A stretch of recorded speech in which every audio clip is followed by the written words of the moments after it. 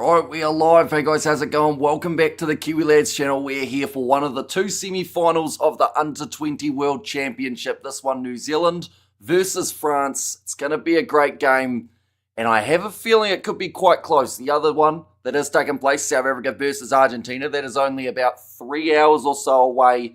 This contest, two sides, they've had some pretty good form throughout the group stages. New Zealand winning 3 from 3.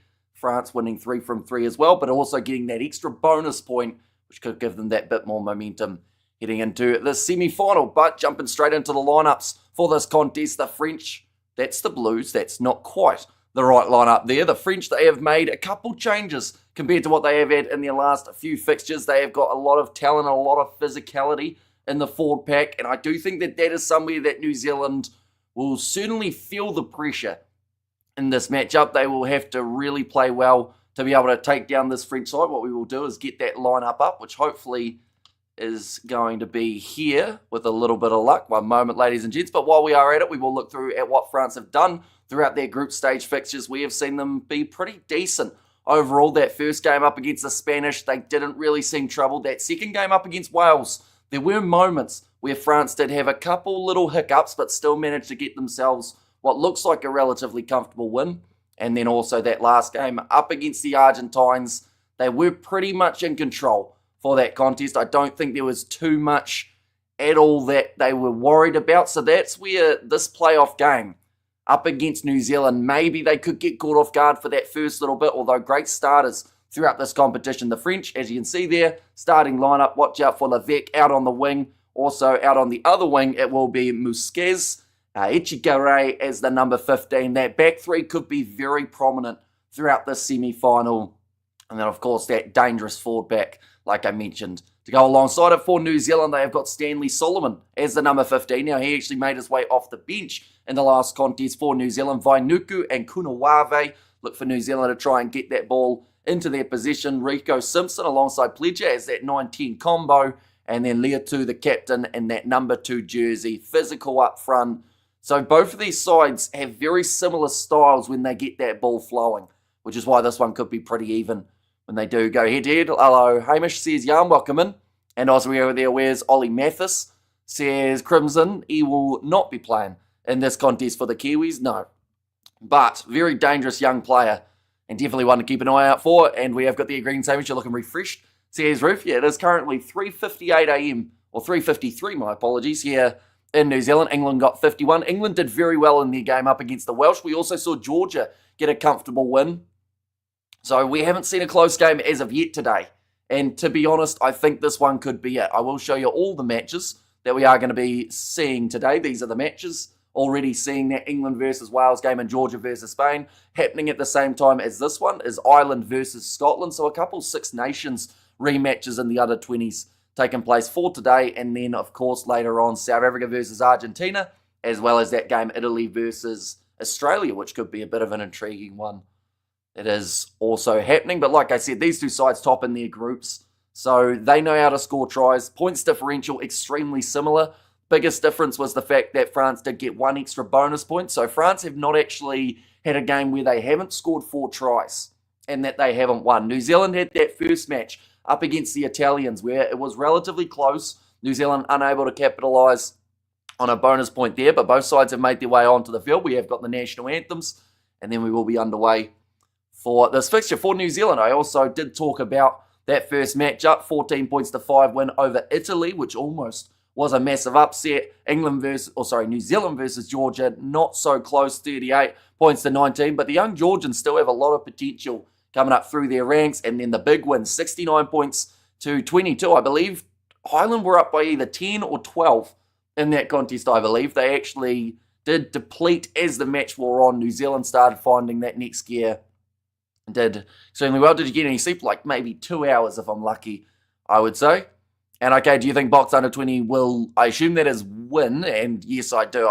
From what we saw in the Rugby Championship and also what we've seen in their group stage fixtures here, I think that they are the favourites to win the competition. And I know that this game is involving the two sides on the other side of the draw, but the junior Box are looking insane at the moment. The fact that Vusi Moyo is also still all right to play number 10 for them as well after his head knock last week, they're going to be hard to beat for any side, whether it's New Zealand or whether it is France. But one of these two sides will make it that little bit further in this comp. They just have to win this 80 minutes of rugby up against the other. But it does look like, once again, a beautiful day. We might get the 20-minute drinks breaks in this one because of the slightly warmer looking weather. I'm happy seeing you. Says Mahadin, and you are going to be seeing a lot more of me throughout today. Like I said, we've got South Africa versus Argentina. We've got Rassie Erasmus's Springbok side being announced in about 20 hours' time. So we will be doing that video on the channel. And then also all throughout the weekend, we've got a massive amount of rugby also taking place. Difficult game to call, says Jake. I haven't followed either during the tournament. I've seen some highlights, but not enough to have an opinion. I like New Zealand to go through and the Baby Box to meet up. That is the final that I've heard a lot of people want to see. The rematch of the Rugby Championship last game, which went, I believe, like 48-43 or something in the end.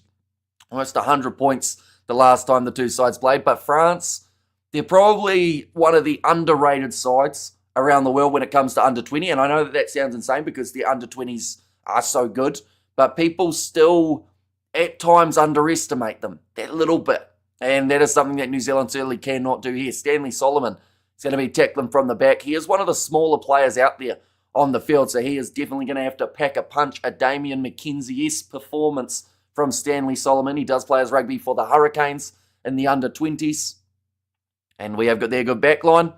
But can their fast hands and good techniques get around the fast and strong power New Zealand backline? Says Jan. I think that's the big question, isn't it? These two sides known for scoring tries. Like I said, both have plus 70 plus as their points differential. And from South Africa, all the best to the junior ABs, says Thami. And of course, the same to the junior box. They are playing just around the corner. We are also going to be covering that one. But New Zealand have had the national anthem, Kuna Wave. Looking focused here. At the end of the day, this is further, I believe, or is it further than New Zealand got last year? France managed to get themselves through to the final to face the English, if I'm not wrong. Whereas New Zealand, where did they, no, did they get to this stage and then face Ireland in the third place playoff, might have been, if I remember rightly. The under-20s love running rugby, says Xander. Yeah, there's one thing for sure. The under-20s, both sides, no matter who is playing, will throw everything into the match. The red card will be decided tomorrow for the Springboks. Yeah, Jasper Wiese. Normally, the decisions are made relatively quickly. We did see two other red cards. One for Romania and also one for Darcy Graham. But both of those were just quick fire turnaround, not going to be heavily sanctioned. Whereas the Wiese one, you know, he could be anywhere between, I think, 4 to 10 weeks.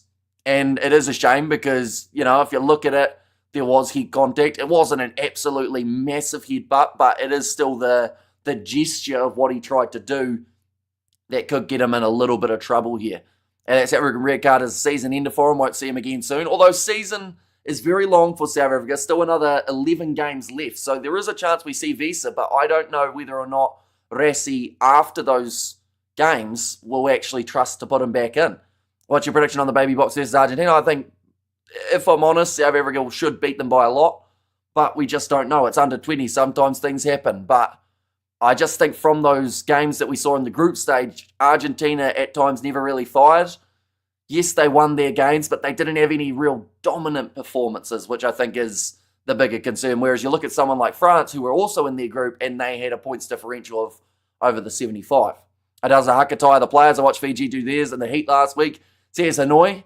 I don't think it would really tire them out that much. I think if anything, it fires up the team that little bit more. And this is the game. France is a good team. And if anything, France will only North team with more depth. Said Lamatasi. When was the last test match you have watched live? I've never been to a test match in person. The most, I guess, high-level game that I've been to was Highlanders versus Crusaders. And that was only this season because I realised I haven't been to a game. We have got there. It was a head touch, not headbutt, yellow card at most. It's not how much contact was made. It was the intent behind it for Jasper Wiese. And unfortunately, when you slow things down, it does look a lot worse. And, you know, Wiese is not unfamiliar with the controversy of a red. Did have it at the end of the Leicester Tigers season last year, which actually kept him out of the Rugby Championship for the first about 4 or so rounds. So because he's a repeat infringer as well, they'll go, look, mate, you haven't changed your mindset. So they might try and put him through like a disciplinary camp or something And then from there, that might get a sentence down a few weeks. But it's going to be more than just a slap on the hand and a don't do it again, unfortunately, for Jasper Wiese. If I'm not mistaken, if Jasper's second red for the year, I think it's one, or this one will seal his fate for 2025, says Jake. Yeah, they might go and throw the book at him. And it could be, it could be a little bit worse than some are thinking it is. I feel sorry for Andre Pollard. Why is that? He is still going to be getting plenty of minutes throughout this year. They are kind of rotating the stocks of Lebock, Sasha Feinberg, Ngame Zulu, and also Pollard. But I think Pollard will be playing a couple of the big games, so the last thing that they want is an injury before them. But a Japanese referee in charge of this contest between France and New Zealand. The hakas have been done, or the haka has been done. The national anthems have been sung.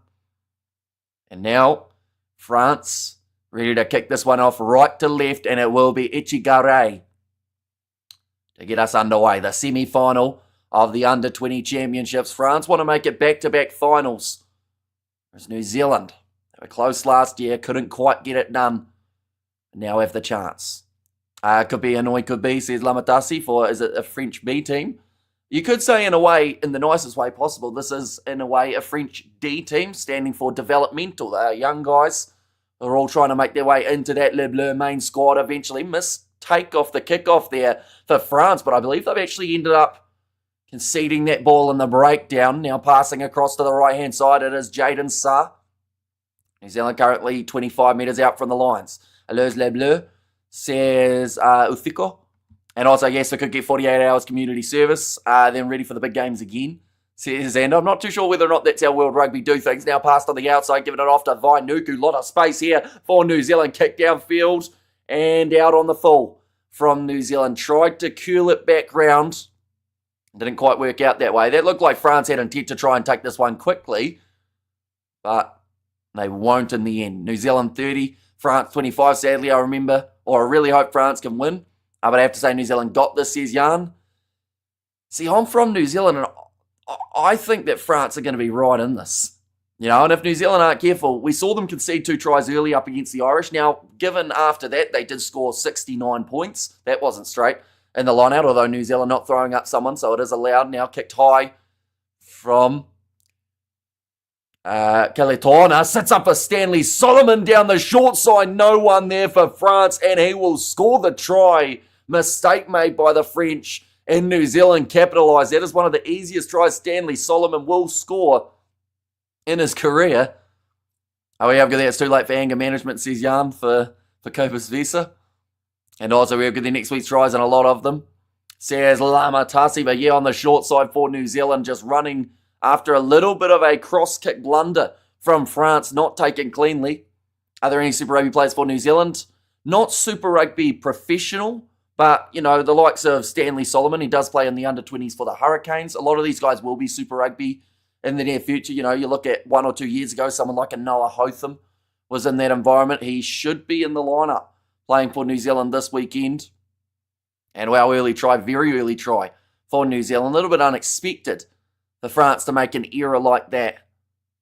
Definitely when they're so safe under the kicking aerial challenges. Normally, Rico Simpson brings it around. And it's now going to make the score 7-0 for New Zealand. And France walked off the field and didn't stay for the presentation of the Dave Gallagher Trophy for the All Blacks. This thought was a bad idea, says John. But the thing is, right, if France win the third match, they can actually get a really good rankings boost. And I believe they'd actually finish higher in the rankings in terms of the points than they had at the start. Not going 10 metres for the French. It's not the first time we've seen that happen in the last few days, but will now be the scrum on the halfway line for New Zealand. But yeah, like France, if they win this third match, which has been the one that they have said they're targeting, like they'll be sitting decent on the world rankings. They'll only just be behind New Zealand, so that puts on a little bit of extra pressure heading into that Rugby World Cup world rankings effect, I guess you could say. And nerves in the first 10 minutes is always a thing, says Xander. It is, which is exactly why New Zealand would have loved that opportunity to be able to just score that run and try. Who are the favourites to win the Under-20 Championship? Right, Cooper Roberts, HIA after 3 minutes. I never saw that head contact. In fact, I'm not even sure we've had a head contact for Cooper Roberts, but it must have been somewhere in there. But yeah, for me, I don't know whether or not this is the case for everyone in terms of the actual world rankings or the world odds, but I think South Africa are the team to beat in this competition. They've looked really strong in their group stage. They beat the English, who were the defending champions, so that always makes a bit of a statement, even if it wasn't quite that same English lineup. And we have got there our French and South Africans' most skullduggery teams in the world, says Sonny. And Timo checking, no, just a head knock for Cooper Roberts, but already having to make that change. New Zealand, little grubber attempted in behind. Kunawave tried to slap it back, but it's gone forward. They will go back now for the French scrum, which can be very dangerous at this level. Already the first 4 minutes, New Zealand sitting 7-0. They'll be happy with that start, but the job is far from done. Still needing a lot more points on the board. I honestly think whoever wins this game is probably going to get 30 or 40 points. It could just be that type of performance. Normally in the under-20s, it doesn't shy away from a high-scoring game in the important playoffs. We see there Jaden Sarr had a busy game last week for New Zealand up against the Irish. I think he spent 10 minutes in the bin at one point, still just came back out onto the field, getting the hands on the ball. This one about to be put in by Deroux for the French. I've got a decent bench in this game too, France. So I think that New Zealand will have to definitely finish well as starting. Oh, front row's going down. So we will get another scrum reset. Novmum, cats eat breakfast anytime, all day. Says Ruth. They certainly do. Cats do love, food. They're a little bit similar to humans in that regard. 4 a.m. I don't think we'll have too much food in the near future, but a cat certainly would eat at about this time. It also is about to be dinner time, I believe, in South Africa, as well as some of the locations up north. Kickoff for South Africa versus Argentina at 8:30 p.m. South African time. We got this, says Cameron. Now, we're ready for that scrum reset again. Deroux. This time, is it going to work? Kalituana is the number 10. Or Tauna, I should say. Now, a big push and an advantage there for France. So asserting that early scrum dominance, skip pass out wide, missed tackle there, but just brush him. And it is going to go back now for the penalty. He's like 7 kgs. Says Novmum. Why is it the first time? I feel bad for this, but I thought about Stanley Solomon as soon as you said he's like 7 kgs. I know he's not the biggest fullback around, and then I realised you were talking about your cat. Yeah, Stanley Solomon's got to be like 70, 75. He might be 80 if he's lucky, but he's certainly a lot smaller than a few of the other backs. It is one thing that people have said about him in terms of if he's going to play Super Rugby as well as the nets level up. But he is very quick. Well, they're also so strict with head contact in Bakias Bota's days. That guy leveled his head on attack and defence. His hand. If they were, Bakias Bota wouldn't have had anywhere near as many games as he did. I can tell you that right now. They are a lot more strict with the head knocks nowadays. Oh, knock on there from France. Now, chance to go off to the right-hand side. A little bit of a step there from Simpson. Bakias Bota had the hardest hit in rugby, says Ruth. He certainly knew how to use it, didn't he? And South African All Blacks in the final. The game will be brutal. I'm a proud South African, says Dion. And yeah, I mean, if the Rugby Championship under-20 game between the two sides is anything to go by, it would be a really back-and-forth kind of contest. Like in that game, one team would score and then 2 minutes later the other team would run back, get a try of their own. Yeah, just that big knock-on there from the French.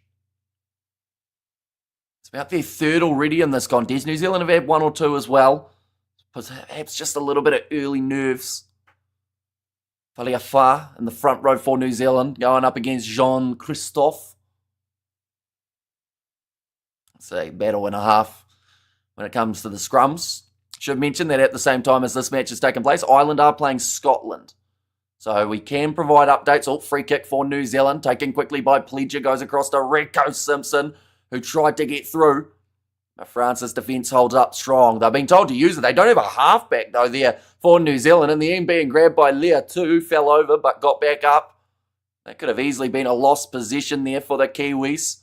We can go from Caleb Woodley. Oh, still in the breakdown there, coming for the French. Oh, played almost on the ground from New Zealand. Probably unlucky not to get the penalty there, Lableur. To be fair, some players spear gun into rucks with their heads crazy. See Xander. Yeah, it's one of those ones that it's like with the amount of cameras nowadays, you're not going to sneak anything past a ref. So, like, as soon as Danilo Fischetti took the headbutt or the head collision, he looked straight at the ref and said, yep, check that one, because he knew that he had got him. He got under the skin, and that's something that he couldn't afford to have. Nice ball on the inside here. New Zealand get it off to, I believe it is Mosisi Basson. Yes, it is, and that is try number 2 for the Kiwis. The only thing I'll say is they conceded twice first up against the Irish, and that was almost the only times that they conceded in the game. So they have not won this game as of yet, but it's a brilliant start from New Zealand. Great run down the wing from Vainuku. Lured in 2 defenders in Ichigare, and also I think it was Levesque who went across. Oh no, Levesque had to already make a tackle just that little bit earlier on. And they have just said it is all clear, but the second try for New Zealand, Cook says Crimson. And the way the ruck is these days. And go BLK. See Shane there too. 80 minutes or nothing. And in this type of heat, if you can play 80 minutes, you will certainly have that advantage. We've seen sides slow down in the second half. Quite a few of these games, but tough kick for Rico Simpson here. What a dream start to this match for New Zealand. They just haven't given France any sort of sniff in this first moment. We're already 10 minutes through, but it has been those knock-ons from France. You know, each time that has happened, New Zealand have found a way, creating a chance. Even off that cross kick, it was due to not being able to claim it from France. I'm surprised we don't go us first into the ruck with these rules, says Lamatasi. Well, the thing is, like, people have talked about some of Rassi's innovation or his tactics, right?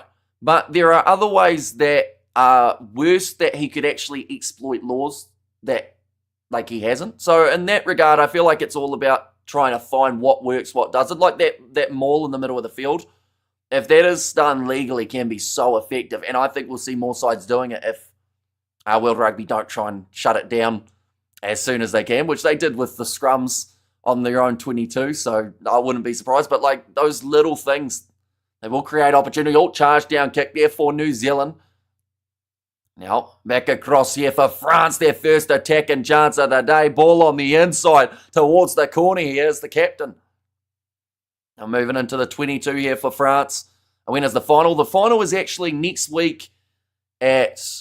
In fact, I've got the picture here. One moment. Where is it? Should be somewhere here anyway. I've got the ones for this week. But now, France inside of the 22. Moving back across to the right. New Zealand trying to get that steal on the breakdown. Not quite successfully doing it.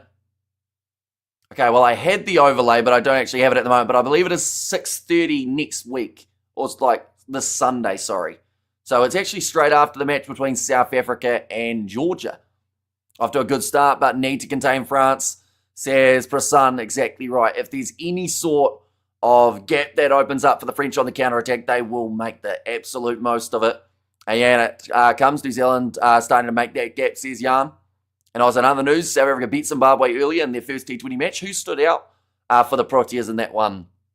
Do let me know. I didn't actually get to see any of the result of it. We have got Vic and Wern Sports Chat. It's looking good for the All Blacks. Welcome in, boys. We are going to be doing a post-match review of both semi-finals on this channel after South Africa versus Argentina. So be sure to stick around for that one. Even if you don't watch one of the two games, if you want to hear a little bit of the chat about them and a bit of a summary, that would be a good way to go.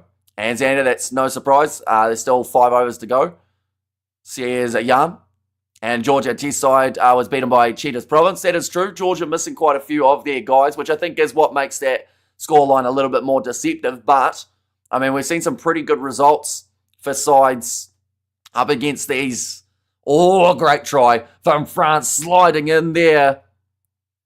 And they have fired back. Now, I want to say that was initially supposed to be Brau Borré, but it is actually Galvin Gorges for this matchup.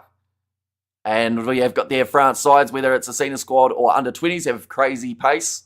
And give that a slight gap and they'll break through. Proven just here, missed tackle on Gorges. And he does score on the short side. 13 minutes in, 13 on his back. And France back in it. And we have got their a VG, one in Sonoma in the US NASCAR. I'll be honest, NASCAR is not something that I've followed at all closely. I've watched like 1 or 2 legs of the F1, but that's about as far as my racing kind of knowledge would go. An Italian coach must eat pasta, says Farid. I'm always confused by how anyone talking about Italy always just reference their food. You know, it's pizza or it's pasta. Both, of course, wonderful food options. The kick is good from France, making the score now 7 points to 14. And they are straight back in it. One attacking chance inside of the 22. Cheetahs on fire lately, says Jan. And I think Zimbabwe can beat South Africa in one of the T20s. Test will be very one-sided, says Xander. Yeah, I think Zimbabwe will struggle. Like, I'd like to see them do well, but at the end of the day, South Africa, they are very good in the T20 format. And yes, sometimes they haven't had the accolades to back it up, but like, you're always going to get a strong South African side with the amount of power and the hard hitting that we see from the top order now running through. And also, I mean, Rabada's bowling also helps massively. This is a huge run from the French. They will now move to only sitting probably 25 metres out from New Zealand's line. Levesque, penalty, advantage goes against New Zealand. Kunawave is there and he will boot it out. And now France have the opportunity to take 3 points in the middle of the field if they want it. It is theoretically finals rugby, but the under-20s like to play at a different kind of tempo. I think, honestly, France would be... I think it would be good to take 3 here. Just so that you can keep that momentum flowing. Because at the end of the day, that was a counter-attack. Oh no, they're going to kick for the corner here, France. We'll wait to see whether or not this works out. Big rolling maul, so I'd say that that's the reasoning behind it. And all the banners referencing pasta at the game versus Italy was great. Says Xander. And also we got there, no South Africa defeat Zimbabwe was a way too easy game. Says Jan. Now, ready to throw this one in for a crab. Nicely controlled by the French who try and get this rolling maul going. Someone's gone down to the back and a separate one towards the sideline. All reaching out. That may be on the line. New Zealand thought they did enough, but his arms extending out.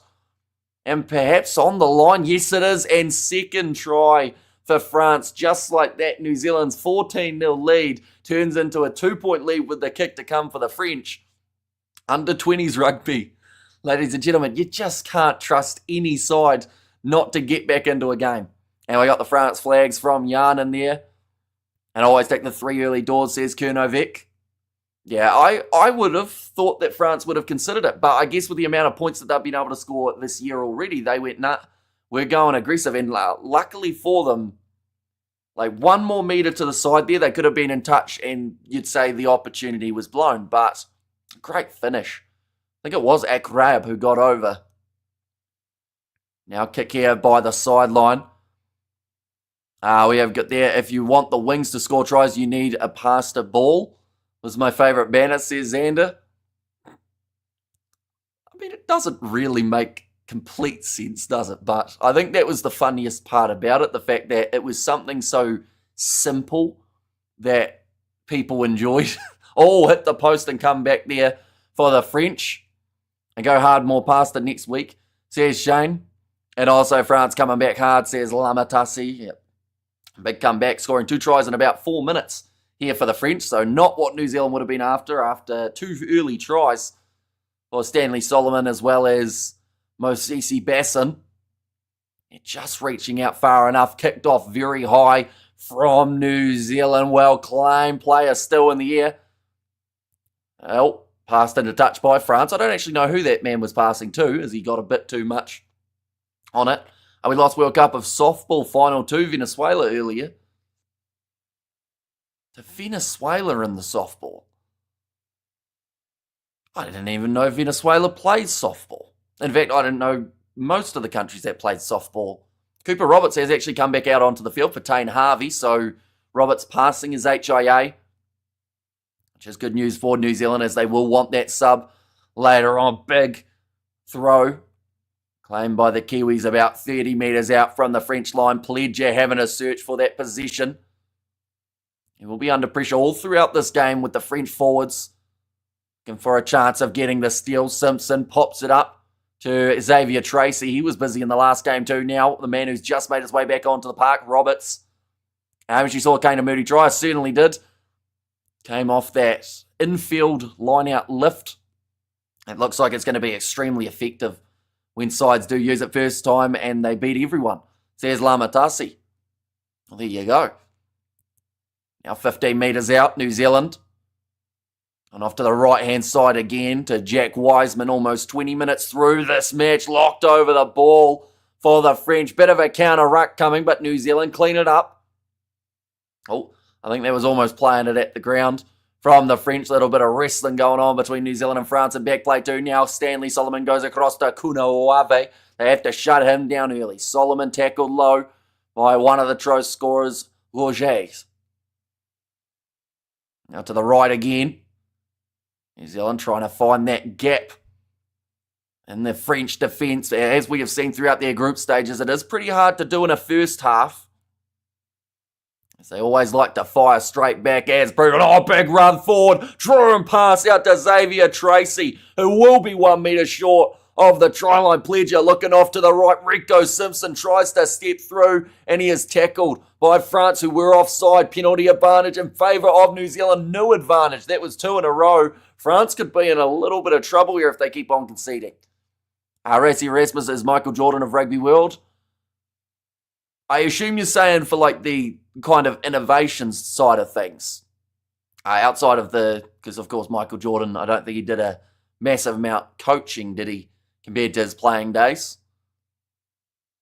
Made a lot of shoes though. Maybe Erasmus should get some sort of shoe sponsorship deal, because I feel like there'd be a lot of South Africans who would buy those sneakers if they had Rassie's either name or some sort of thing on the side. Perhaps the picture of Damien Willemse going like that is like a little silhouette.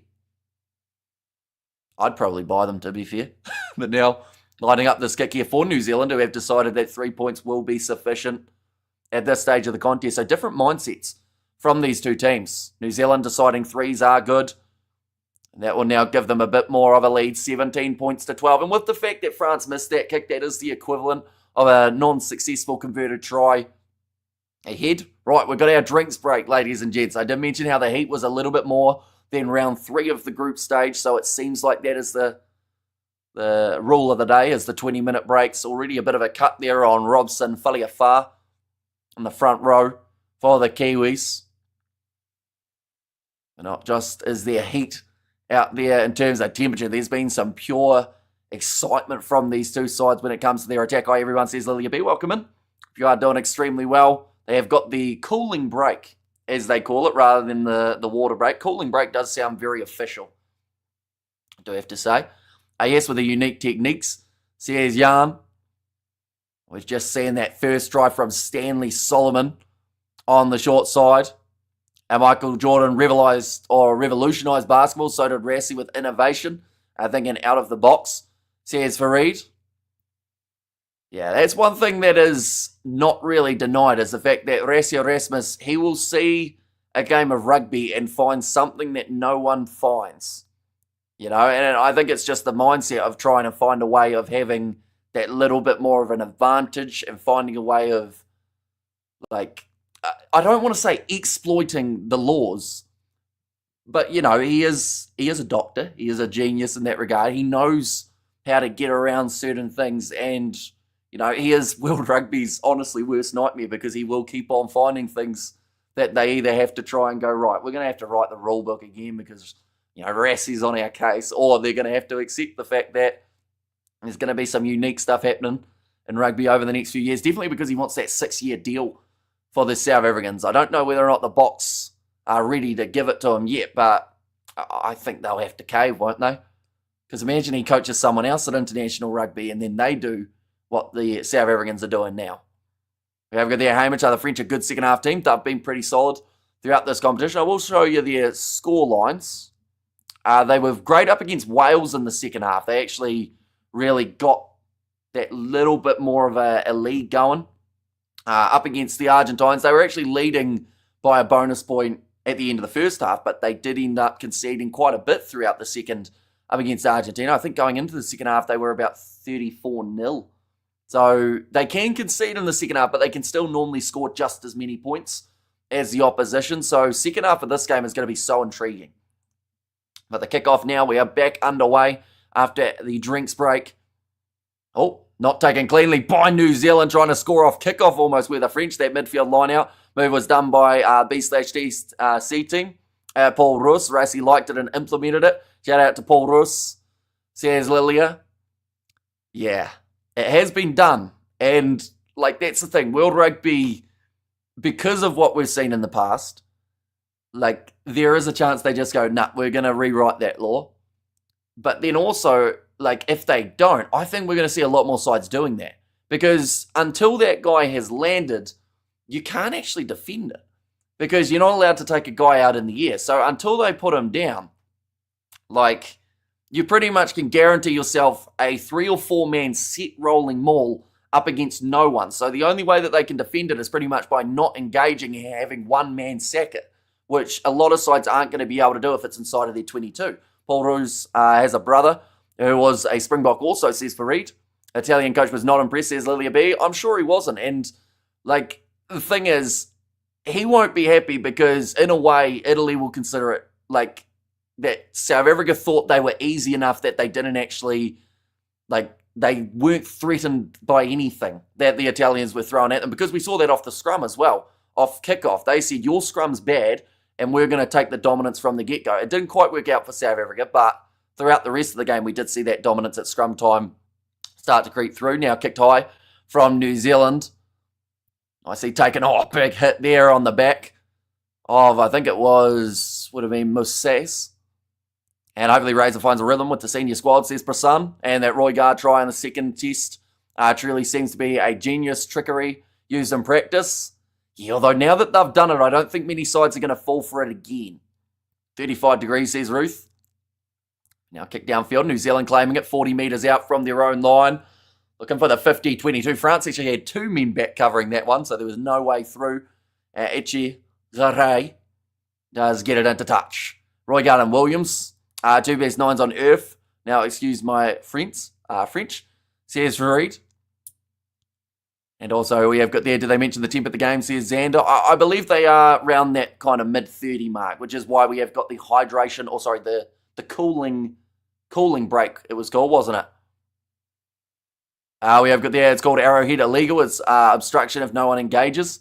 Says Shane, yeah, like sides will have to learn how to defend it if it is going to become a regular thing. Well, with the tournament Rassie got currently, if he keeps it up, we will always see these fun manoeuvres in South African games, says Jan. And also we have got there, can't play rugby in 35 degrees, weather G's, says and although many sides have before, in these under-20s, they are bred tough. You know, you're in the earliest stages of your career, and like last year or the year prior, if we remember rightly, there were games that were cancelled for the under-20s because of flooding and because of terrible weather. Like, this is pretty much the opposite scale of that. So some of these guys who have been playing for only 1 or 2 years have experienced some of the worst conditions they probably will ever play in. And appreciate the commentary, says Tommy Tank Gaming. No worries at all. And we are going to be back for that South Africa versus Argentina game 2. Kicked him behind from France. Stanley Solomon will just be able to force us down inside of the in-goal area for New Zealand. So kicking downfield off the goal line dropout. And we have got there Evening Hamish. And also we have got there, exactly, it was an amateur squad. You can't expect to pull it off completely or comfortably against England. Bocco Le Bleu's first team, says Prasan. And did France under-21 the World Cup before? They were in the final last year. I'm not sure about the year prior to that who actually took it out, if I'm being honest. So I think they may have before in the past, but not last year. And yes, Raymond, they have. Says Lamatasi. Do you know what year it was, Lamatasi? Out of curiosity, big run forward from Ibsayen. Oh, referee almost ending up getting cleaned up there. Now, I do see that a change has been made for France. Now, Roch. Tackle on him. Echi Agare. Kalitona in the number 10 jersey, New Zealand. 2 men trying to get in there. One of them was Xavier Tracy, who was told to get out of it. Echi Gare goes across now. Beautiful hands from France. Link-up play. Didn't need him with them. And that will be another try for France. Musquez That is dangerous. Sean Mosquez, number 11, makes it now 17 all. And it should be a nice, easy kick. Do you think Rassi is involved in the game? Or are you on Italian coach's side that it's disrespectful or borderline cheating unfair? Says Xander. The thing is, I can honestly, like, from a neutral perspective, I can see it both ways. Like, I can understand, like, if you're able to read that law book and find new innovative ways of getting oh, hang on. They're going to show something on the TMO. Is this going to be to rule out the try, or is this going to be something against New Zealand here? Right, TMO having a jog over. Or sorry, the referee having a jog over. The TMO got a little screen next to the field for them to look at the decisions on. And good day from Mauritius. Let's hope it's going to be New Zealand South Africa final. I think that is the one that a lot of people want to see. Right. Oh, okay, they're saying forward pass from Ishikare. It is a forward one, only by about half a metre. So I think that one is going to be ruled out. And not long until September 6th. That's my biggest look forward to the game. Says Kernovik. And reigning try says Crimson. Right, it's going to be no try. And it is going back for still a penalty to the French, though, because they did have the initial advantage. So they haven't completely lost out. But they would have loved that try. That is for sure. A 14 white offside. The penalty there. So that is Frank Vainuku. He says 4. Well done, TMO, for once. Says Lamatasi. And also, hi, everyone, says Bruce. And also, again, did I get notified about this game even though I clicked on the bell? It seems to be that way with YouTube. Sometimes notifications go through. Sometimes they don't. But it is great to have you. Currently, 4 tries have been scored just at this point. I hope it's South Africa France final, but New Zealand got a damn good team also. Must be prepared for either of them, says Jan. See, that's the thing. I think that 95, if not more, % of people think South Africa are going to beat Argentina. I am one of those people. But imagine the chaos if somehow Los Pumitas actually managed to win that game. Like, they weren't a mile off of the Rugby Championship. And that was in South Africa. So who knows? Maybe Argentina have been saving a little bit for those games. But South Africa look on another level at the moment, the way that they've been playing. Now only a couple metres out from the line here for the French, trying to use their big forwards to crash over like they did for their previous rolling maul try. Pick and go there from, I believe it would have been Mezot, who is the captain for this French team. The TMO giveth and the TMO taketh away. And keep up, New Zealand boys, says Shane. Now still 5 metres out from the line this time. Deliance gets tackled by Caleb Woodley. 3 metres. Oh, that's more than close to the line there for the French. Just short, trying to chop down the big forwards. Tracy has to put in. Was a solid enough hit now. Looking to use their back line here, France. Short ball, but it pops into the hands of New Zealand. Mistake made by the French. Ball comes out the back, though, but there was a knock-on from the French. Back for the scrum. South Africa playing soon. Hope South Africa and New Zealand in the finals. Says Bruce. And also, I'm just going off what Hammy said. Says Lamatasi. And Xander, and yeah, the wine is wined and the celebrators cheered. Says Kernovik. And also, we have got our boys for a few years now. They've had shocking defence, says Lamatasi. Well, that's the thing. No one... Oh, hang on. Oh, no, sub quickly. Never mind. I thought for a second we were having another TMO call. But you know, I don't think anyone in under-20s rugby has had perfect defence throughout this competition, nor over the last kind of couple of years. That's one of the things that make the under-20s rugby, in some people's opinion, more entertaining, because you know you're going to see tries. Like, there isn't really a really low-scoring game. New Zealand versus Italy was probably the closest example of that. And it's heartening to have these no tries, says Ruth. And good morning, says Katzenell. Welcome in. Hamish, you performed haka in high school? I did not, but the rugby team did. For the couple of years that they had the rugby team until they didn't have enough people. So then there was no more rugby team. But yeah, you know you're from a small town and that there's not a lot of rugby players when you can't get a first 15 for a high school. Now, scrum feed here for New Zealand. Still 5 metres out from their own line, so we'll have to get a little bit of territory in the near future. Perhaps a penalty at scrum time. I know that France had an advantage for one earlier on. that did go back. And I liked a podcast yesterday with the other two, says Bruce. And yeah, they are actually going to be coming on for a post-match review of the South Africa versus Argentina game as well. So be sure to stick around for that. I was watching soccer yesterday. Was there any rugby going on? No rugby yesterday that I know. Well, it depends on what your yesterday is. For us in New Zealand, it's Tuesday currently. So there was no rugby Monday. But there were a couple more games later on involving Canada. And also I think Belgium might have been playing as well. But a good touch finder from Rico Simpson gets it downfield. Relieves some of that pressure, but Les Bleus will still be on the attack. They are able to get this line out right. Come on, somebody scores, says Ruth. Well, that's the thing. Like, under-20s rugby as well. You know, we've had 4 tries in the first 30 minutes, which normally would be considered a high-scoring game, a union. But in the under-20s, because of the amount of tries we are used to seeing, it does seem slightly lower. Right, Brits is on the field, and that is going to be for Bissou, who did replace him briefly. Line out throw for Akrab now.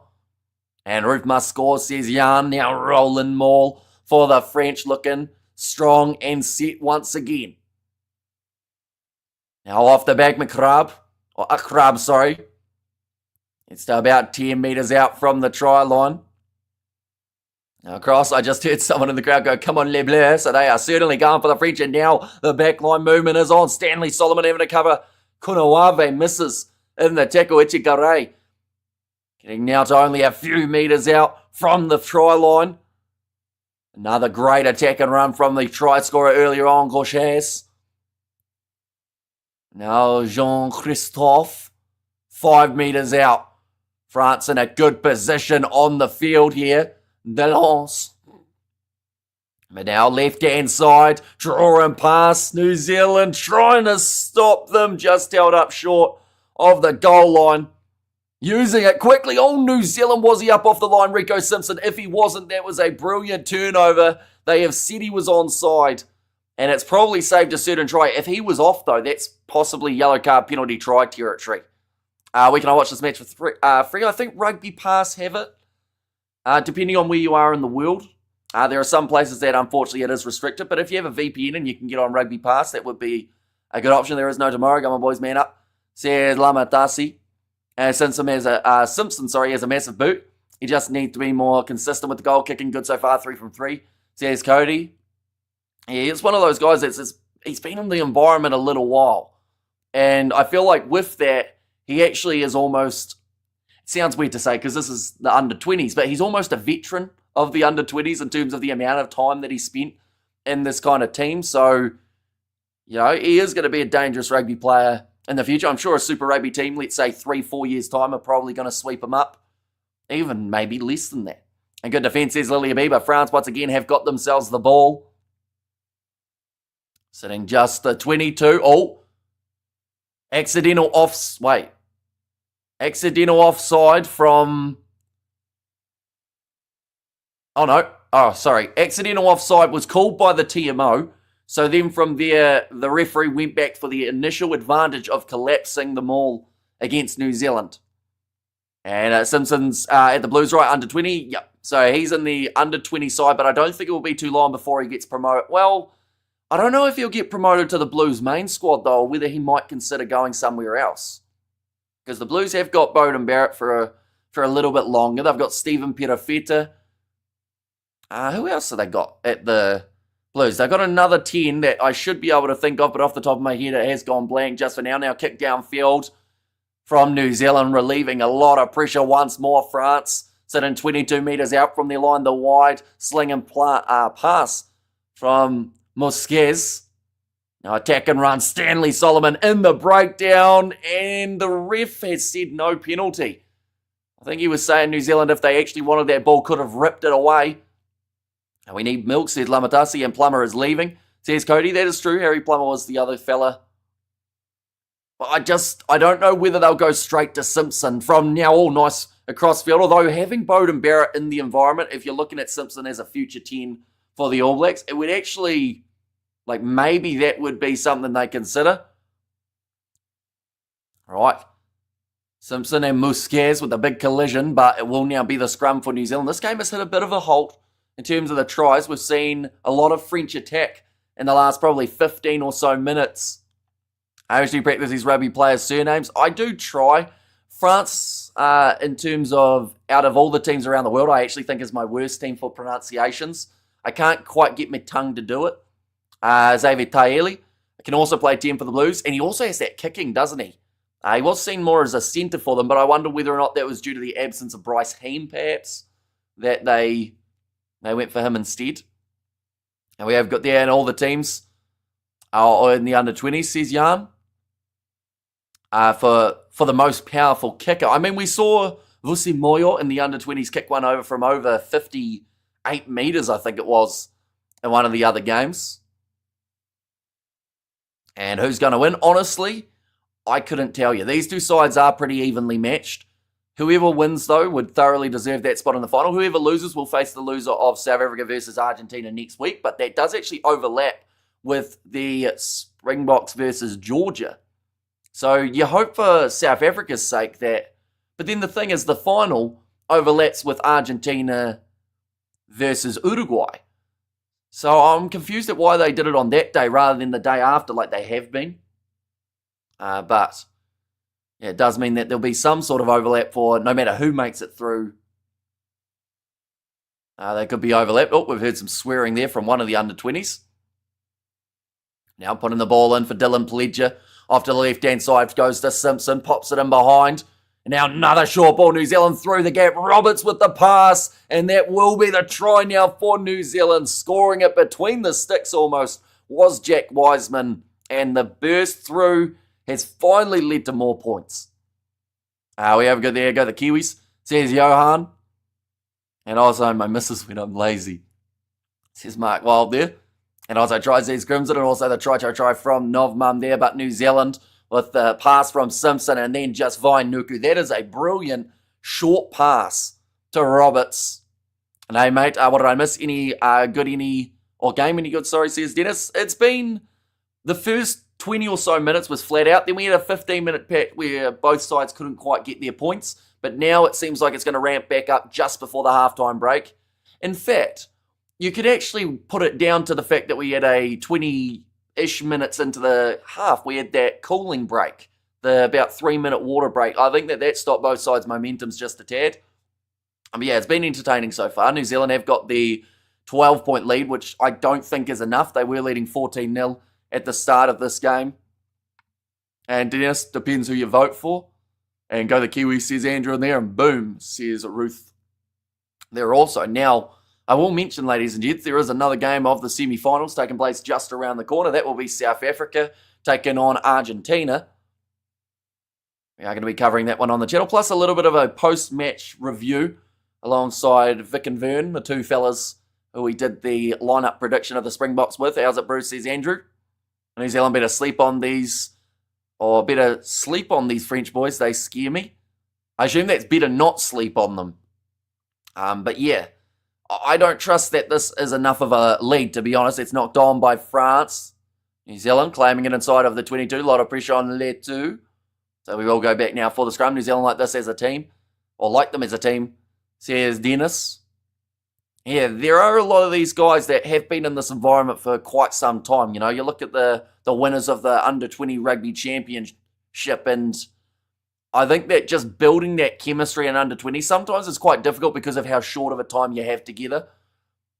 Like, I'm sure that there have been friendships made throughout this competition, probably even with like opposition players too for these young guys. Oh, actually a neck roll there in the breakdown from New Zealand from the knock-on. That actually came after the knock-on of France, so they are going to go back. And they are going to go for the French penalty. And let's go, baby black, says Cameron. Fastest backline player in this tournament. It's got to be, and I don't even think it's, well, I haven't seen anyone that tears it up the way that Chiswell Justa does. You know, like, he's just got pure wheels. When it's South Africa versus Argentina, it will be kicking off in 1 hour, 45 minutes time. So we are getting closer to that contest now. Looking to pop this one up, I would say, for France, to the back of the rolling maul. It's moving nicely again. Physical forwards, forefront, dragged down just short of the try line. Ball stuck in there. Ref looking for a grounding. And New Zealand get themselves the scrum. It was dragged down 1 metre short of the try line. Ref just said held up, but I assume that's held up in the maul just short of the line rather than held up for a goal line dropout. And also, is your favourite for South Africa, Argentina? It has to be South Africa. And I think that 95% of people are back in the junior box to make it to the final. But that type of extra pressure, if Argentina play well, they can compete with South Africa. We've seen that in the Under-20 Rugby Championship. Looks like the Under-20 Rugby Championship is adequately prepared or preparing the Southern Hemisphere for the World Under-20 Championship. 3/4 of the semi-finals. And yeah, Argentina, I think they've probably been the quiet workhorse of those teams. Like Australia had such a poor showing in their first game that unfortunately no matter what they did from there, the chance of them going through was extremely slim. But Argentina, like they have had to really work hard in a couple of their games. But the fact that they've made it this far, I think, is a massive confidence booster. The chance was that we were going to see England, South Africa on that other side of the draw. But the fact that we've got 4 teams now and all of them are not the defending champion, it just shows that unpredictability of the under-20s as well. And we have got there Coast to Coast is in the chat as well. Welcome in. And off back to work. Keep up the great work, Hamish, and thank you for doing what you're doing. Or thank you for doing our game well done, says Dennis. No worries. No, Lamatasi says a little year in there. And I love that prediction video with Vic and Wern. It was a lot longer than a lot of the other ones, but I think that is because we had the 3 of us. But the thing is, the recording itself was about 55 minutes, cut down to 45. We probably sat in that call and chatted for a good 2.5, 3 hours. So, no, it was good to get to know them. I've been wanting to do something with them for a little while, but hadn't tried to reach out or anything. So I decided why not just send an email, see if they reply, and came back a couple hours later and they said, yep, let's do it. So we're actually going to be doing something later on today as well as a bit of a post-match review for the under-20s. That is another penalty here going against New Zealand. It looks like maybe Faliafar has taken a big shot. In fact, no, sorry, that was Xavier Tracy who popped up there. Do the haka set, or do the haka for set the scrum, lads, says Nas. I want to see South Africa and New Zealand as the appetizer, says Shane. And quite a flowing game, says Roof. Did you cut the swearing? There wasn't actually a lot of swearing, to be fair. We went off on a bit of a tangent at one point that turned into just like a conversation outside of the video. Like there was one topic that got brought up later on that we were just pretty much, like it didn't sound like it was a part of a rugby video. We were just pretty much chatting back and forth for it. So then, you know, after that, we went kind of back into the recording. And our serious Lama says Naz Williams. I hope this is a halftime score. Well, at the moment, New Zealand would be doing well to stop France from scoring as they've been very close in the last little while. And also we have got the from Coast to Coast. I'll be honest, I only speak about one word of French. So I assume that the com would be, come on, maybe France, I want to say. Oh, not straight. They're from the French. And this will be halftime if New Zealand decide to go for a scrum or a line out here. Jerbo says Glenn and kia ora Andrew. Says Naz Williams. And Australia and South Africa have hosted the Under-20 Rugby Championship. Is New Zealand or Argentina hosting it next year? It might be New Zealand, but it actually could be Argentina. Because I think they're hosting something soon, aren't they, the Argentines? I can't remember what it is, though. So maybe it is that Under-20s. Now, oh no, sorry, not straight throw from New Zealand. My apologies. So it is actually going to be France who have got the scrums. Names also count as words. Says Lilia B. About to put the ball in for Daro. I'd love nothing more than to close this gap just before that halftime break. Has been fed in. Now the big push coming from Les Bleus. They've got the penalty advantage. Why am I awake at 4 a.m? Because the under-20 semi-finals. Oh, what a run that is. And he will be straight through. And France do score at the end of the half. Tom Levesque. And that is not what the doctor ordered for the Kiwis. Any of these today looking like future standout All Blacks? I think it's a little bit early to tell for some of them. Someone like a Mosisi Basson in that loose forward trio, I think could go a long way for the Kiwis. We've already seen his brother doing quite well in terms of that under-20s Hurricane side. I think he was in for a bit, and now he's a developmental side in the Canes too. But I'd say that he's one to keep an eye out for. Someone like a Frank Vainuku or maybe Kunawave.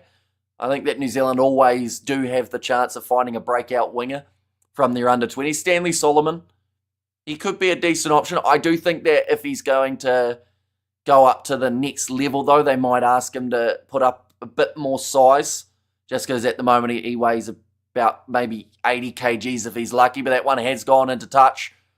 Sorry, that one has gone over the post, sorry.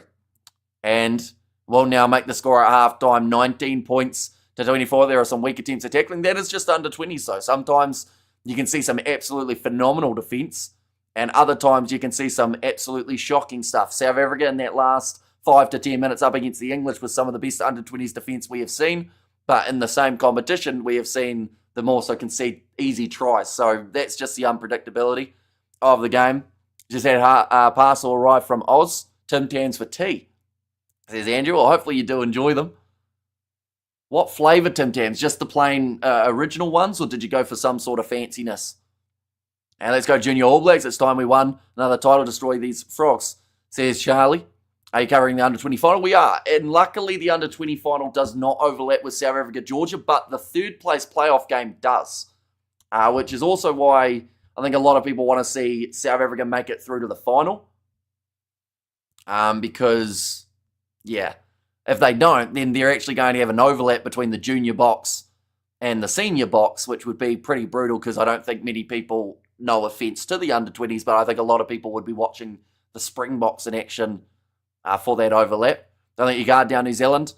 France jumped in. And let's go Junior All Blacks. It's time we won another title. And also one of New Zealand will be happy. French coach going to flip as French fries. Says Ruth. Yeah, although he's probably going to go, we were down by quite a bit of points in the early stages. 14-0. They were sitting at 1 point, the French. But now they're sort of not too bad. 19 points. Hi, man, you only talk or you stream match live? Sadly, we do only talk due to licensing. Any match footage or anything gets you taken straight off YouTube. Rugby Pass TV, depending on where you are in the world, though, would be your best option, I would say, as it is free to air. But once again, it depends on where you are geographically. Les La France, says Ronald there. And yeah, great finish to the half. Tom Levesque getting the try. Also one coming earlier on in the half for the number 13, Gorshaz, whose name I don't quite say correctly. And Tim Tams with Nutella. That's a lot of chocolate, Ruth, but I can understand why people do it. I wonder if anyone has a jar of Nutella that they just dip a Tim Tam into. Or whether you're supposed to, I guess, spread it on top. Maybe you have a Tim Tam, Nutella, and then a Tim Tam. Like a Tim Tam sandwich, even though a Tim Tam is already a sandwich as well. So you're kind of going for a sandwich. There you go. That's a thought at 5 a.m. in the morning. But second half, not too far away from taking place. All right, we will go like that. And we will go like, where is it? We want, there it is. The benches for these two sides. We did already see briefly one change, I believe it was, for New Zealand. It was Harvey who made his way onto the field. That was for Cooper Roberts, who did suffer a bit of a head knock in the early stages of the game. We also did see one change made for France. The number 20, Abasu, was on briefly, but then he has been taken back off. So both sides obviously passing those HIA protocols. The tricky thing is, if you lose a player now, he more than likely will not play in that final. So that can be a bit brutal for these two teams. Of course, they want to have their best possible lineup. A double decker, says Lilia B, my 15-year-old. I would do that. We have to hide the Nutella jar from him. Says Novum. I'll be honest, I've only had Nutella once in my life. And I think I tried it on toast. And this is going to be controversial, but I wouldn't have it on toast again. I just felt like having something that was chocolate on bread didn't feel right. Just that little bit. But like some people will eat Nutella by the jar. And they love it. But yeah, I only had it once. And our Koi debut on Saturday in Hamilton, says Cody. I think he'll get the chance. I think that they need that specialist lock off the bench. We are hopefully going to be doing that video, like I mentioned, of my All Blacks 23. And I've got a few changes compared to what I thought Scott Robertson will be going with. But yeah, it'll be intriguing because, like I said, New Zealand still need to win that game. They can't afford to go wholesale changes completely. But then Scott Robertson has said that he wants to give new guys the opportunity. And that was a brilliant, great idea. As game on, who wants it the most, says Raymond. Yeah, I'll be honest, New Zealand, they started so quick. France fought back, and from there, I would say that France have had the better of the rest of the half. Koi listed at 1.96 m. He's a tall man, and he also gets some brilliant steals. No, I hate bread and chocolate. It's the grossest idea ever, says Lamatasi. Grossest idea. Have you tried it, though? Or do you just hate the idea of it? I have no words. Nutella only once. Do you eat Ferrero Rocher? George does prefer them a lot more than myself. I'll be honest, I'm actually a really boring, eater of food sometimes.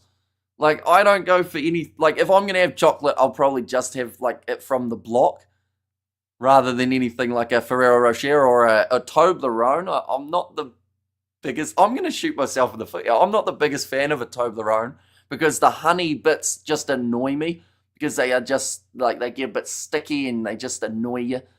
Do you reckon Tava Tavanawai will start? It's either going to be Tava Tavanawai or Quinn Tupai. I don't see Geordie Barrett playing that game just because he took a nasty knock in that second test. Plus, they don't really need to risk him, and you want to know that you've got an option for backup if Barrett does get an injury.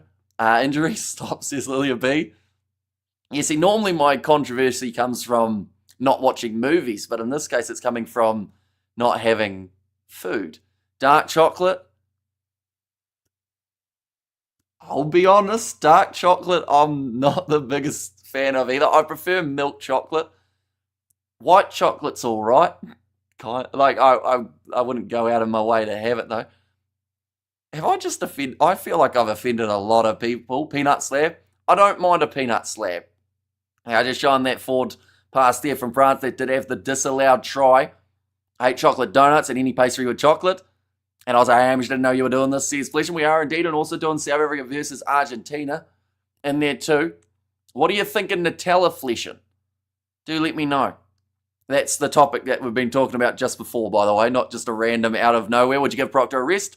I went with Leonard Brown as Scott Robertson's lineup. I could see him chucking Leonard Brown in there, but I think maybe off the bench could be another way of looking at it for Leonard Brown. But then the problem is, I feel like you have to play Timothy Tavanawai and Quinn Tupai in this game. You can't give one of them the chance and not the other because we still want to see more from both. But then by having Leonard Brown not start, you don't get to start or you don't get to see one of those two. AB seem to be developing so much depth in each position. Where do you think we are weakest? Says Random. The position that gets absolutely crucified the most is number 13. I think that Billy Proctor's had some really good moments throughout those first two games, but he has also had one or two little mistakes. But people are so set on looking at those mistakes and trying to kick him out of that 13 that, there's the ones, like I said, who want to see Ioane at 13. There's the ones who want to see Proctor, and then there's the ones who actually want both of them out of there. And unfortunately, that both of them out of there is quite a common one, which I think it's just too soon to kick Proctor out right now. He's only had 3 or 4 games, and only about probably 2 or 3 of those were starting. An Irish team has been utter bad. Sorry, I didn't say the bad word, but they have been, unfortunately. Need to get the whole team, including coaches. They're not up to it. So here's James. And ABC, I read that one. Hamish's favourite chocolate is definitely Def by Chocolate Magnum. I do like the caramel Magnums. They do go a long way. Jacobson possibly at 6. I was thinking about that. Maybe they don't even give Naitoa Koi a debut. And instead they have Summer Penifine off the bench again as the number 19 and just develop that bench more and more. As, I also thought about afterwards, maybe we see Bauer and Lomax start if they're both match fit.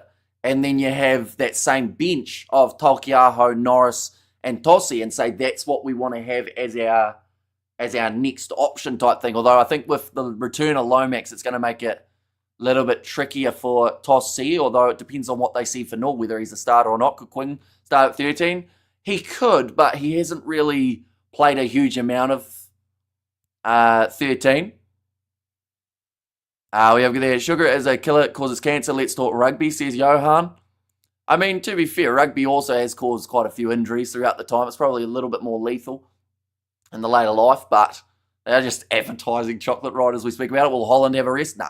They're going to chuck Holland back in the deep end and keep him going in that one. But I'd say we're about 5 minutes away from the second half starting up. What's the point of Bauer when we already have 6 procs? We don't actually have 6 at the moment because Tamaiti Williams is injured.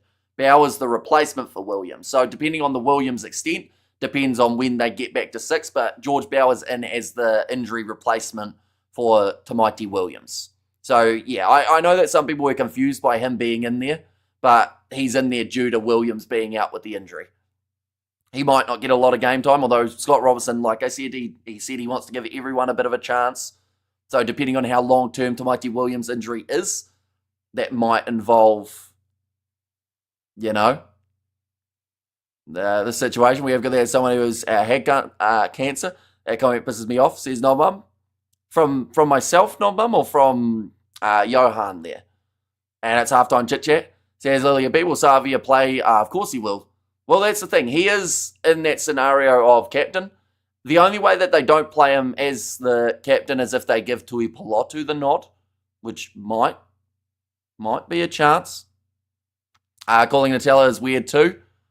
Too chocolatey to call it nut, unless the name first Crazy Ella who invented it, says Mark there. And also Chit Chat says Lamatasi. And also second half Hamish prediction tries 4 or 6. Says Novmum, I think we're going to see 6 tries. I want to go big. I mentioned about it at the start of the game. Whoever wins this, I believe, will have to have 30 plus maybe 40 points out there. And we have got their second half Hamish prediction. Oh, no, I read that one, didn't I? And keeping you in the loop regarding Kiwis who earned that third. Shane Van Gisbergen won the 3rd NASCAR Cup Series race.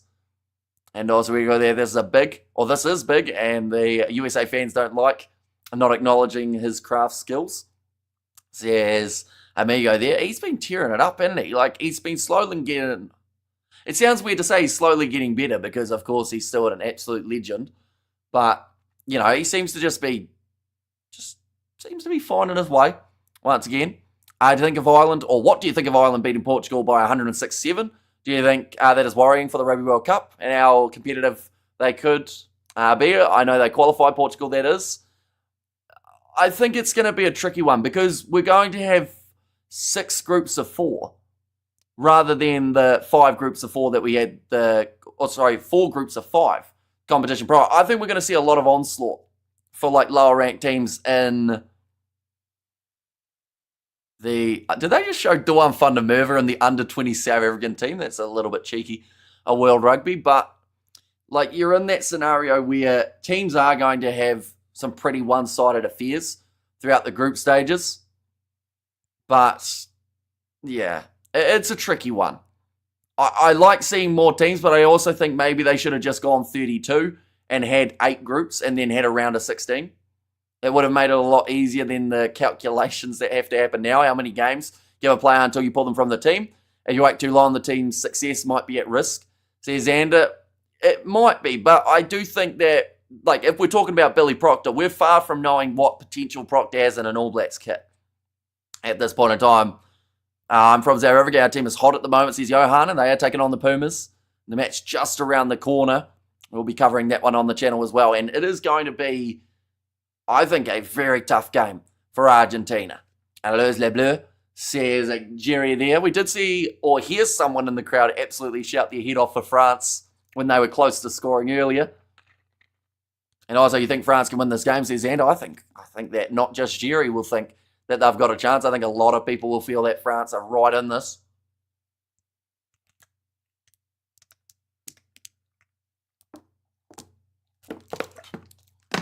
I think the second half, just about to get underway. We do see Mizo, the captain, and they can, but I placed a bet on the All Blacks, says Johan. Wallabies are 6 now in the world rankings, says Max. Isn't it funny how Australia, rankings-wise, because they're playing the British and Irish Lions, like, they're actually, I would say, timing-wise, a little bit lucky, because at the end of the day, they would be probably 2 or 3 rankings lower.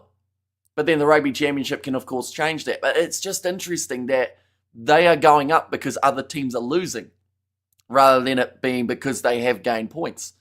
It's anyone's game. Both teams play with intent. And also, Proctor is Conrad-esque. Hope Razor gives him more time in the saddle, says Random. And it also helps with the fact that Rico wants to play wing. Because now you've got, I'd say, more opportunities for Billy Proctor. Unless, of course, I mean, the elephant in the room is Lester Fainanuku.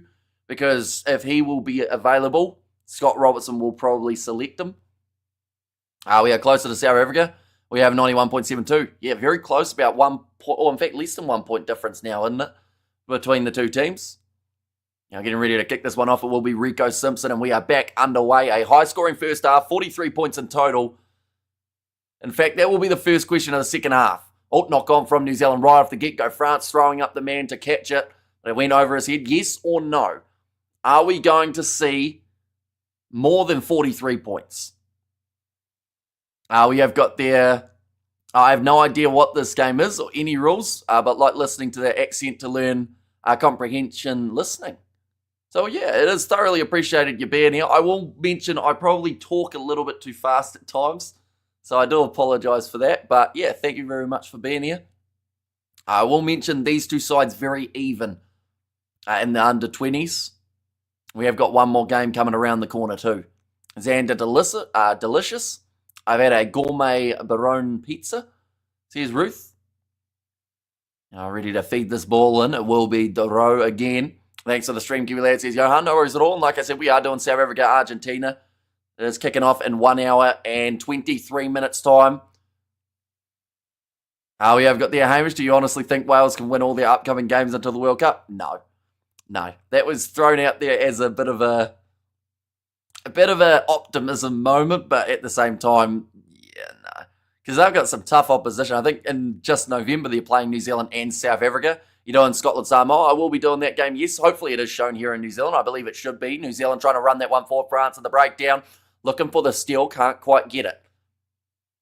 Now, Faliafai, he did have a bit of a knock in that first half, but looks like he's going to be able to continue. So ball to Rico Simpson, tackled by Jean-Christophe. Scotland versus Ireland is live at the moment as well. It is. That's the one thing, like, I understand why they have to do it, but I do slightly dislike the fact that two games take place at the same time, just because I know that a lot of people would actually want to watch them all, rather than having to pick one specific game.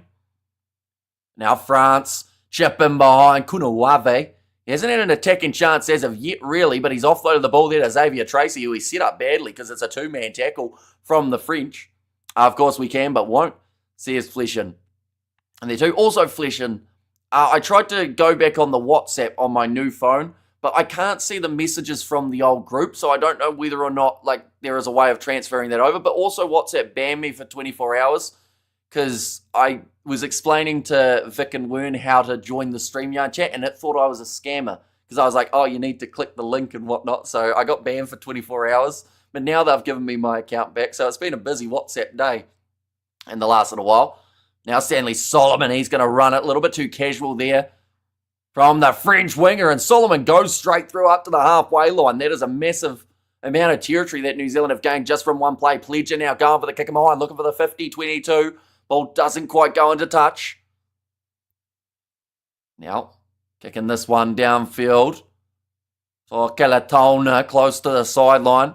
Still on the field of play. One of the French players are actually going off here, which means New Zealand will have a man advantage for the next little while. And yep, says Justin. And also, I hope our coach reminded these boys of last year's. Said Lamatasi, loose ball, France, managing to get it back. Going off to the left-hand side, attack and run from the 8. Pops it up now to the captain. Oh, in fact, no, sorry, it was Delias. It didn't look that forward, but has been called. An epic game, says Justin. And Lawson and SVG are both coming up in NASCAR and Formula 1. Says Godzone. Yeah, and Formula 1 can be pretty brutal in terms of if you're a young driver, teams can just sack you just like that. But luckily for Lawson, it seems like he is going to have a bright future in it. Don't forget Scott Dixon and Scott Mack in Indy. And Shane Hamish, they're nasty, says Ruth. Yeah, although it did give it back afterwards and said, oh, yep, we thought you were a scammer, but we just misunderstood. So that was nice. And in the New Zealand half, seems late to the breakdown a lot. Dylan Pletcher, I'll be honest, he hasn't been as sharp in this game. I know that sounds harsh because New Zealand are still leading, but he hasn't looked as swift, like you said, as we would normally see. Like, normally he's known as that guy who would just get there and sort it out. But I think because this game's been so open and also because of the heat, like, yeah. We have good there. It should all be there once you sign into our group. How do I do that? I'm really not good at WhatsApp. So, like, I've got the main screen, but it hasn't got anything other than just Vic from Vic and Wern. I don't know whether I should show it because I might accidentally leak a number somewhere along the lines. But yeah, if I go on my phone and look at it again, the old phone, it has it, but it doesn't have it on the new phone, even though I'm using the same number. And all apps are using AI to ban us left, right, and centre these days. Oh, little grubber in behind Kunawave chasing after it. All didn't actually get the ball, and he does ask for the penalty. Ref says, no, you don't. A big kick downfield, New Zealand, inside of their 22. Strategically playing this one in the shade, Rico Simpson. It will be slightly cool and then out in the open. It does go into touch. Oh, quick throw now from the French. Halfway line, Galetona passes it across. A knock on there, though, from Mosquez. And they say your Android phone spies on you, really? Says Ruth. I think a lot of things spy on you without you knowing. That sounded like I'm like in Ruth's wardrobe or something. I'm not, of course, but yeah. Phones, that is. Morning, Kiwi lads, and everyone says Spider-Meg. Welcome in. 45 minutes into this contest, still 24 points to 19. It could go either way in this matchup easily. We could see the big moment where France take the lead or perhaps New Zealand get it a little bit further forward. Are we falling asleep and France go too soon?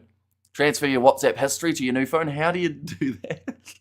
I'll have to Google it, I think, won't I? Because, yeah, I have no idea how to use WhatsApp. I've actually only used it about twice or maybe 3 or 4 times, and that's normally either to be in a group or to organise collaborations. I'm spying on you right now. That's true. For all I know, like, I don't know what you guys are doing with yourselves while no. But hopefully just watching the rugby, of course. Are we falling asleep in France going to score soon in the bockies? Says Justin. And now, I need to feed the ball in once more. Sorry, my brain's skipping while I type. Now again. Oh, Sebastian added me to the group on the WhatsApp. Did I just sound like I was like 50? Added by Sebastian. I will stay in that group. Did I do it? Okay, I have one unread message, but I can only see from now on. But thank you very much, Fleshin, for sorting that out. Seb trying to add you in the group again right now. Says Fleshin there too. Penalty goes against the French front row. Now New Zealand kicking it towards the corner. Now they did take an early 3, and that might actually be the difference between these two sides. Come on, the Baby Blacks. Try or get a try, close out the game. And tackle hard but fair. Tap and go back up. Oh, come home, says Shane. You see, that's the thing. I think that New Zealand are going to need more than just the one try. And, converted try gets them in a pretty good spot, right? But I just don't know if it's quite enough. Letu throws it in, taken there by Jaden Sarr. And it is dragged down by the French in the rolling maul. They said it was legally done by France. And De Razor decide to rest Geordie Barrett, Bowden Barrett, and rest in today's game. Different team, the Black Samoan. But we might see him rest a few Barretts in this weekend's contest. Oh, bit of push and shove there. Tracy needs to be careful. He was getting held on the ground. Tensions are starting to flare out there. The last thing that anyone wants to have is a penalty for something silly off the ball. I think the Rugby World Cup should make, or should have 4 groups of 4. Then they should make 4 more groups and 5. 4 more groups of 5 in a separate tournament. Running at the same time with their own Tier 2 trophy. I like it. I think that it's something that they certainly could have considered, but we know World Rugby from the sevens don't like doing what sometimes makes sense. Because the other option is, like, if you were going to have all these extra teams, like the 24 sides in total, 4 groups of 6, I think could have been just as effective. But then, of course, it is an extra 1 or 2 games for the teams compared to the smaller groups. So maybe that's the reasoning behind it. But for me, a World Cup is about showing off your depth and about showing week in, week out why you are where you are. So I honestly don't think I would have minded 4 groups of 6, because that way you still get those one-sided matches, which you're going to get no matter what the groups are, with the little bit of a drop-off in like teams once you get to around that kind of 15 mark. But at the same time, they'd still get the experience of playing big teams that they normally wouldn't get to. So I just think that would have been better, to be honest. And why do the Ireland under-20s have fallen? Or why do you think they have? Well, I think they've lost a few of their good players. Like, they have, of course, been promoted as the years go on. But also something isn't quite clicking for them at the moment, it would seem. Because every once in a while, they play extremely well. And you go, oh, yeah, this is great. I should mention New Zealand did take on those extra 3 points, and now they do lead by more than this try. Sorry, I wasn't aware. That's the junior team, says the Black Samoan. It is all good. Oh, knock on there. Well, I guess to be fair, yeah, it is the same opposition as they have. We have got their 2 cents rugby said New Zealand could be in the 92 after this weekend. They can get quite a nice boost in their game up against France, but France can also get a huge boost if they were able to beat New Zealand in this third match, which is why Razor might be a little bit hesitant to make massive changes, but then he still said everyone in the squad is going to get a run. And we have got there, I got to go work soon, I'm happy. Well, I hope I'm happy. Says Shane, well, hopefully work does go well.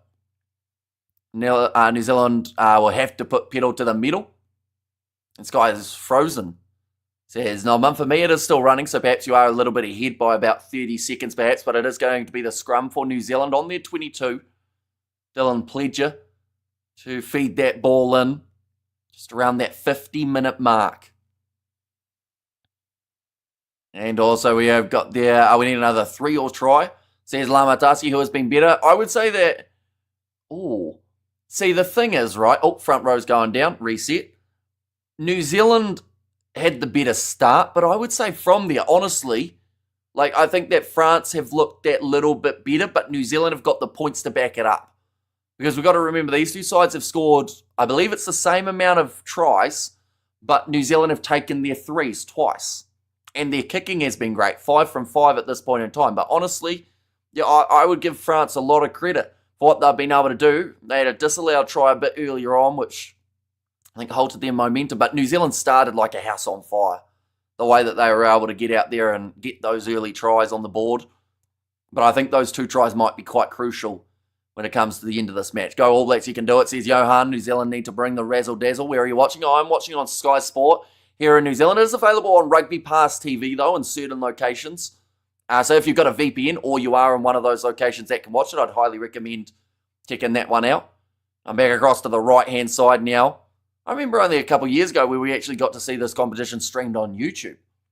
How times have sadly changed. Stanley Solomon, 30 metres out. New Zealand having to try and protect that ball will not be easy. Yes, Shane, South Africa versus the All Blacks is always a great game. Says Johan. Pledger, told to use it, kicking it high now. Waiting for this one to come down, slapped back by the French. Taken well by Jot. Made his way off the bench, short side here for Le Bleu. Going down to his knee was Mosquez. And France time to accelerate, says Justin. Yeah, although they've had a few earlier injuries here, France, which I think might concern them later in this game. But they've got theoretically 8 minutes. And I know that sounds weird to say, but we've got the cooling break, as they call it, which is 3 minutes where you get a rest. New Zealand over the ball in the breakdown, and they win the penalty. I think it was Basson who gets in there. Yes, it is. He's already been able to score himself the try earlier on, Basson. But, yeah, I think that both sides have to look at this now as a game of 7s from here.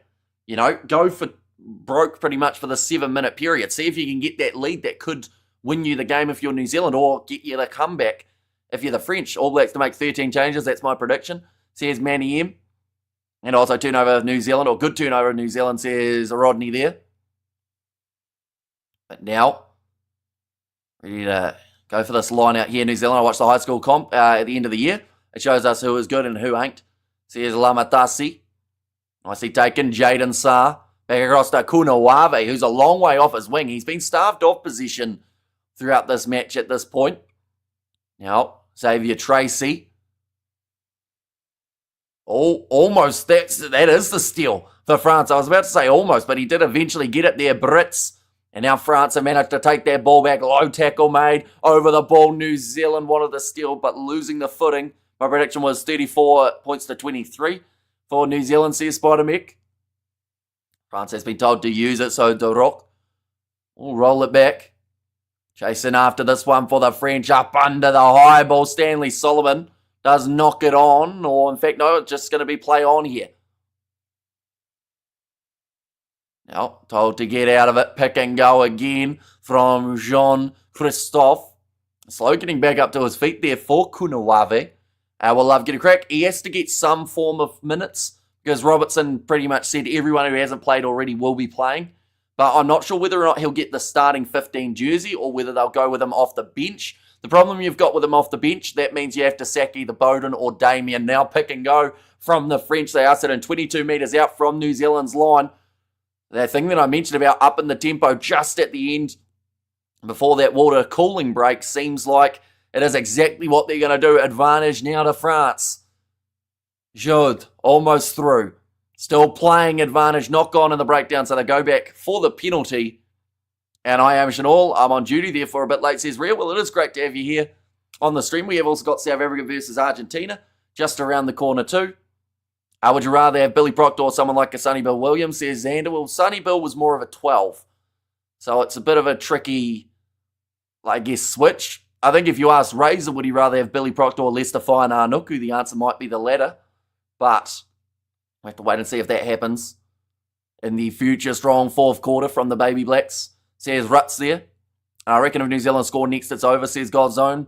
And I think France know that. With that 8-point lead for the Kiwis, unless, of course, France are willing to take 3 points here, close the gap that little bit more, which they are not. They are kicking for the corner, going for broke, and trying to get back into this game. Time is back on.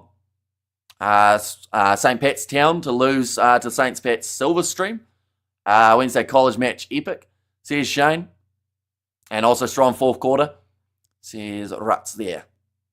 And there's 5 minutes remaining until we get that water break, and then it's that last 20 where both sides are just going to go for it. Because you have to. But the thing is, how much is it going to take out of both of these sides for when they find their game up against either South Africa or Argentina in the future? Rolling maul for the French, though. It has been effective. Breaking off the back. New Zealand very slow to move forward there. Getting off their line, but they had to stay on side. It's held up, and it's a goal line dropout. That could be a match-winning moment for Dylan Pledger.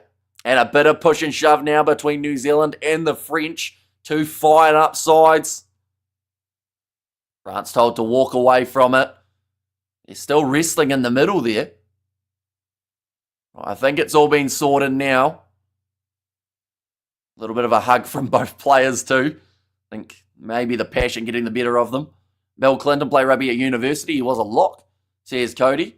How tall is Bill Clinton, out of curiosity? I feel like in the old days, your locks were still kind of tall, but they weren't as, towering as they are now, if that makes sense. I feel like everything has changed, that now you're going for those freak athletes that are 2 meters plus tall, and for your props, 150 kgs. Maybe a bit less for most, about 188. He a winner, says Cody. You see, there aren't a huge amount of locks around the world now who are only 1 meter 88, are there? A lot of them are 190, 195. Just shows how the game has changed. But of course, it is also dependent on the level as well, because at the end of the day, if you are playing for more of a random team, then you're going to be less, athletically gifted than the pros. He was on the bench, says Lamatasi. Steroids help the growth. Says, I don't know that steroids made you taller. I know they make you musclier, but I don't think that can change your height in that regard. We have got there, he was on the bench. There's Lamatasi now running this one forward. Absani. And the beast from the chase was a lock too. Imagine trying to lift that beam, says Ruts. He's a big lad. So, of course, with that, you need those big, strong props. It's normally the kid who grows early that ends up as the lock-in option. Now moving forward. Now advantage. Going the way of South Africa. 1.89 actually. So as Ruts and the Beast was... oh no, I read that one, didn't I? Currently 24 minutes remaining. 4 minutes till the drinks break. Bill Clinton loved... Says LJ. Oh, as a lock you're supposed to though, aren't you, LJ? Now, what? WJ I should say. Now pick and go from France with Fritz. They're getting close here. 22 out. New Zealand will have to defend here very well. I think there might have been head-on-head contact there between Leatu and the French number 8. That could be danger. If they do go back and have a look at it now, back and go for the French 10 metres from the line. Oh, they're going back for the original advantage. And Bill with 6 feet 1 inch says, Max, are they two different measurements? And I'm only at 178. That's why I'm retired, says Shane. And maybe if Andrew Murden's played today, Razor would not select him. You never know. Says Xander. And that was a long advantage she's running. It was very long. Oh, double blow the whistle. You remember what I mentioned about that head-on-head contact? They're going back for it. This is going to be at least a yellow card, if not more, for New Zealand. And it was their captain, Letu. It could be in trouble. Referee probably not happy because he has to jog right across the field to be able to see it. But this might be a bit of trouble for Letu. Right, we're going to see it now. Oh, okay. It's not the one that I thought they would look at, to be honest. It is actually Jack Wiseman making a tackle. Now, there's not a massive amount in there that they're saying he's upright. It's going to be a yellow card. Probably I want to say a harsh yellow card. As we have seen those ones before being given as just a penalty, but they've said that Wiseman was not in a position of trying to make that tackle, so he will be now off for the next 10 minutes, and that could be crucial for the French comeback. This could be a game changer. Says Lilia B, I think that there will be a lot of disappointment. Right. They have said there that it can't be upgraded to a full-time red, but it can be a red card for 20 minutes. If that was given as a red card, you know something fishy's going on there. It's just a penalty, but the French getting some help, says Lamatasi, and they are going to be in a really good spot now. Red card, says Xander. You are joking, aren't you, Xander? I assume you're saying it, like, ironically. I assume you haven't seen it. When do you do soccer commentary? We once did a game of football. We did New Zealand versus Australia way back in my day. We've also done a Premier League game on the Kiwi Lads Sport channel, but we have not done a lot of football in our time. Looks like now replacement 16 will make his way on. And also we see Brits has gone off and Basu will make his way back on. Rolling maul. Now having to defend this one for New Zealand. Will be the worst possible time. Tick and seed when they've still got another 9 minutes remaining. But here come the rolling maul of the French. Trying to go through the middle. I think he's done it too there. The replacement 16. Of course, hookers normally know their way around a maul. And I think he's been able to tie it up. That is sensational work from Eli. I believe it is Odin Rin. Come on the field less than a minute ago. Shuts down what looked like a certain rolling maul try. And so they're implementing both 20-minute and permanent. I believe, yeah, in the under-20s, I think you can just get a 20-minute red card. And also we have got there, did you see his Mary? I think it cut off and came through the middle. Yeah, really impressive from Eli there. No, I was asking, I forgot the question mark, sorry, says Xander. So, no, it wouldn't be a red card in anything, I don't think. Did you see Chelsea won the Club World Cup? I did. They beat PSG relatively comfortably, didn't they? In the end. Odin Run. Is he the son of And suddenly this head-on-head thing has become an issue. What about a crashing tackle into the opponent's liver/rib cage? Says Stefan. I don't know whether that will be something that they look at in the near future, but perhaps one day. Like, there's going to get to a point how if they keep on going lighter and lighter with it, like I understand the player safety side of things, and I think you do need to protect players from taking head knocks. But there's also times where it all happens so fast that, like, yeah, that one hasn't missed. Or sorry, that one has found touch, from New Zealand, but taken quickly by France. Now, nicely taken by New Zealand. But yeah, I think that they need to find that happy medium. For me, that wasn't really a yellow, and that's not from a New Zealand standpoint. If France had made that tackle, as you guys know, like, I try and stay as far down the middle as possible, and I don't think like that was worthy of a yellow. Because it was just an accidental collision. Like, the man stepped, and the Kiwi fella thought he was going wide. Oh, that one rolls dead for New Zealand, right back to where it was kicked from, and France with the scrum. And how many minutes left? Still another 20 minutes remaining. So we're probably about a minute away from the drinks break.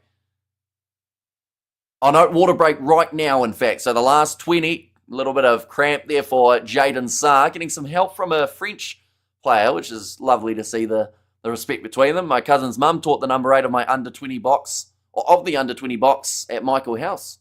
So here's Marie there. Well, there you go. Of course, South Africa going to be in action in a very short amount of time.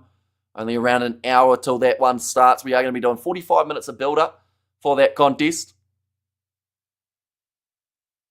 Seeing it here again.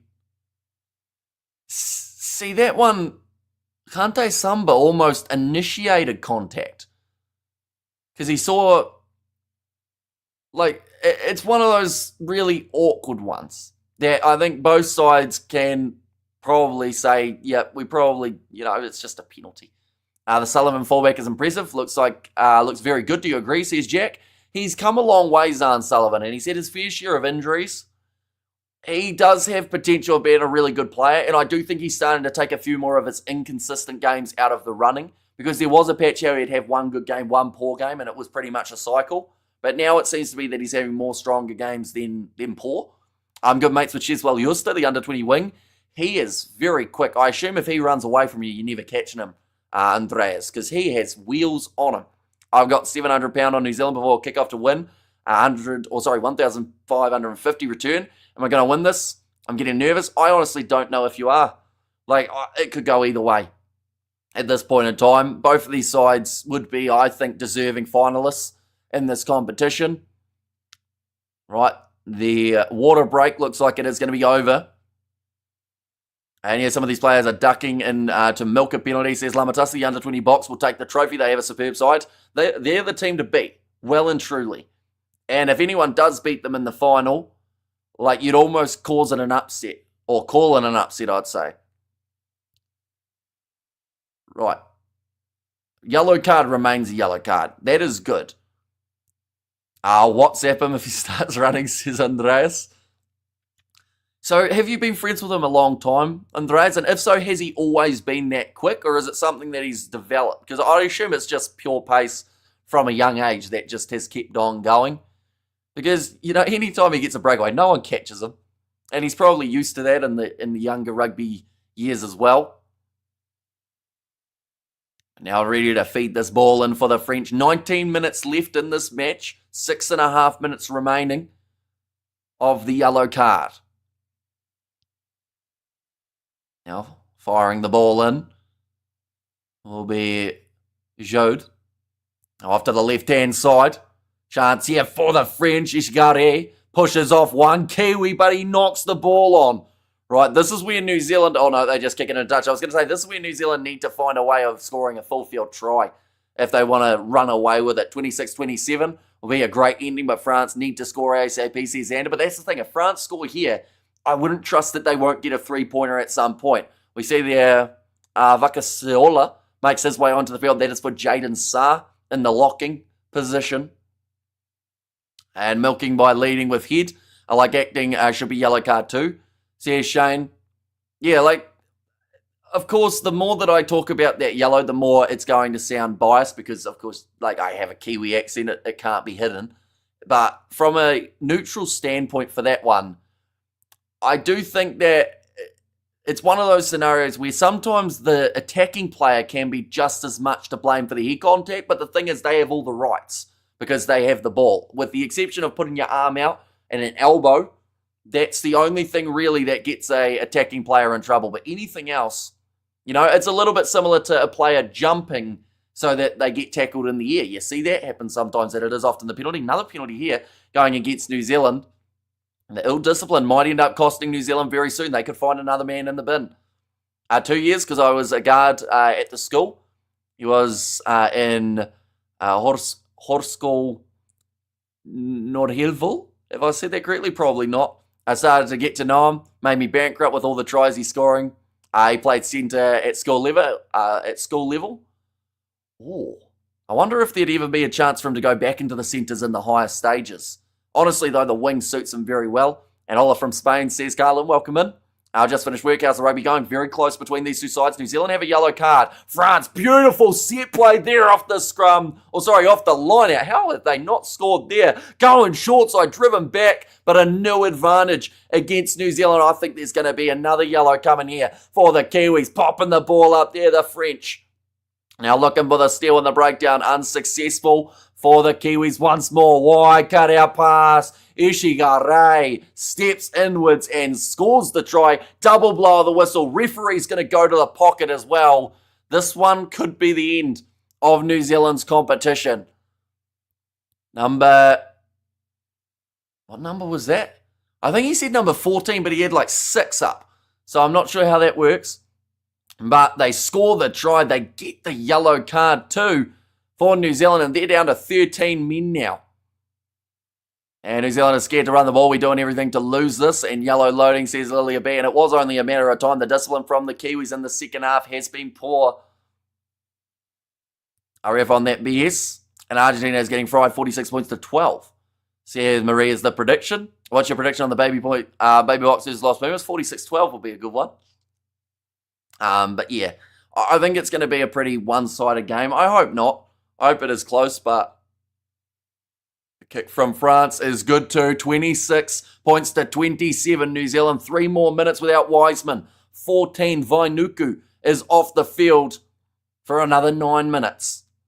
You're going to have to dig deeper than perhaps they have throughout this whole competition. Perhaps more deep than they did throughout the Rugby Championship. 2 men in the bin. The French have just been very smart with their second half. New Zealand have been hesitant to run. Looks like another change is being made. 38-10, I'd say. Says Big Rig, and ref is shocking. Bet 1,000. A will get the final, says WLK. Could happen. And come on. Or game on, sorry, says No Mama Baby Box. Ain't playing right now, says LFG. They are not quite. No, they are playing in 50 minutes' time, and they are in the other semi-final. But now, 23 running forward for France. Finds the offload, but it was a forward pass. Right, New Zealand need another converted try if they want a chance. Rigged, says God's Zone. And New Zealand seems to be snatching defeat from the jaws of victory, says Ruts. And New Zealand been second off in the second half lately, says Stefan. They are struggling a little bit. The game up against the Irish, they were strong. In that game up against Italy, I think that neither team really found their full confidence throughout that matchup. I never get overconfident. Argentina can beat South Africa, says Ander. That's right. I have said it. It was close in the Rugby Championship, and that was a home game to South Africa.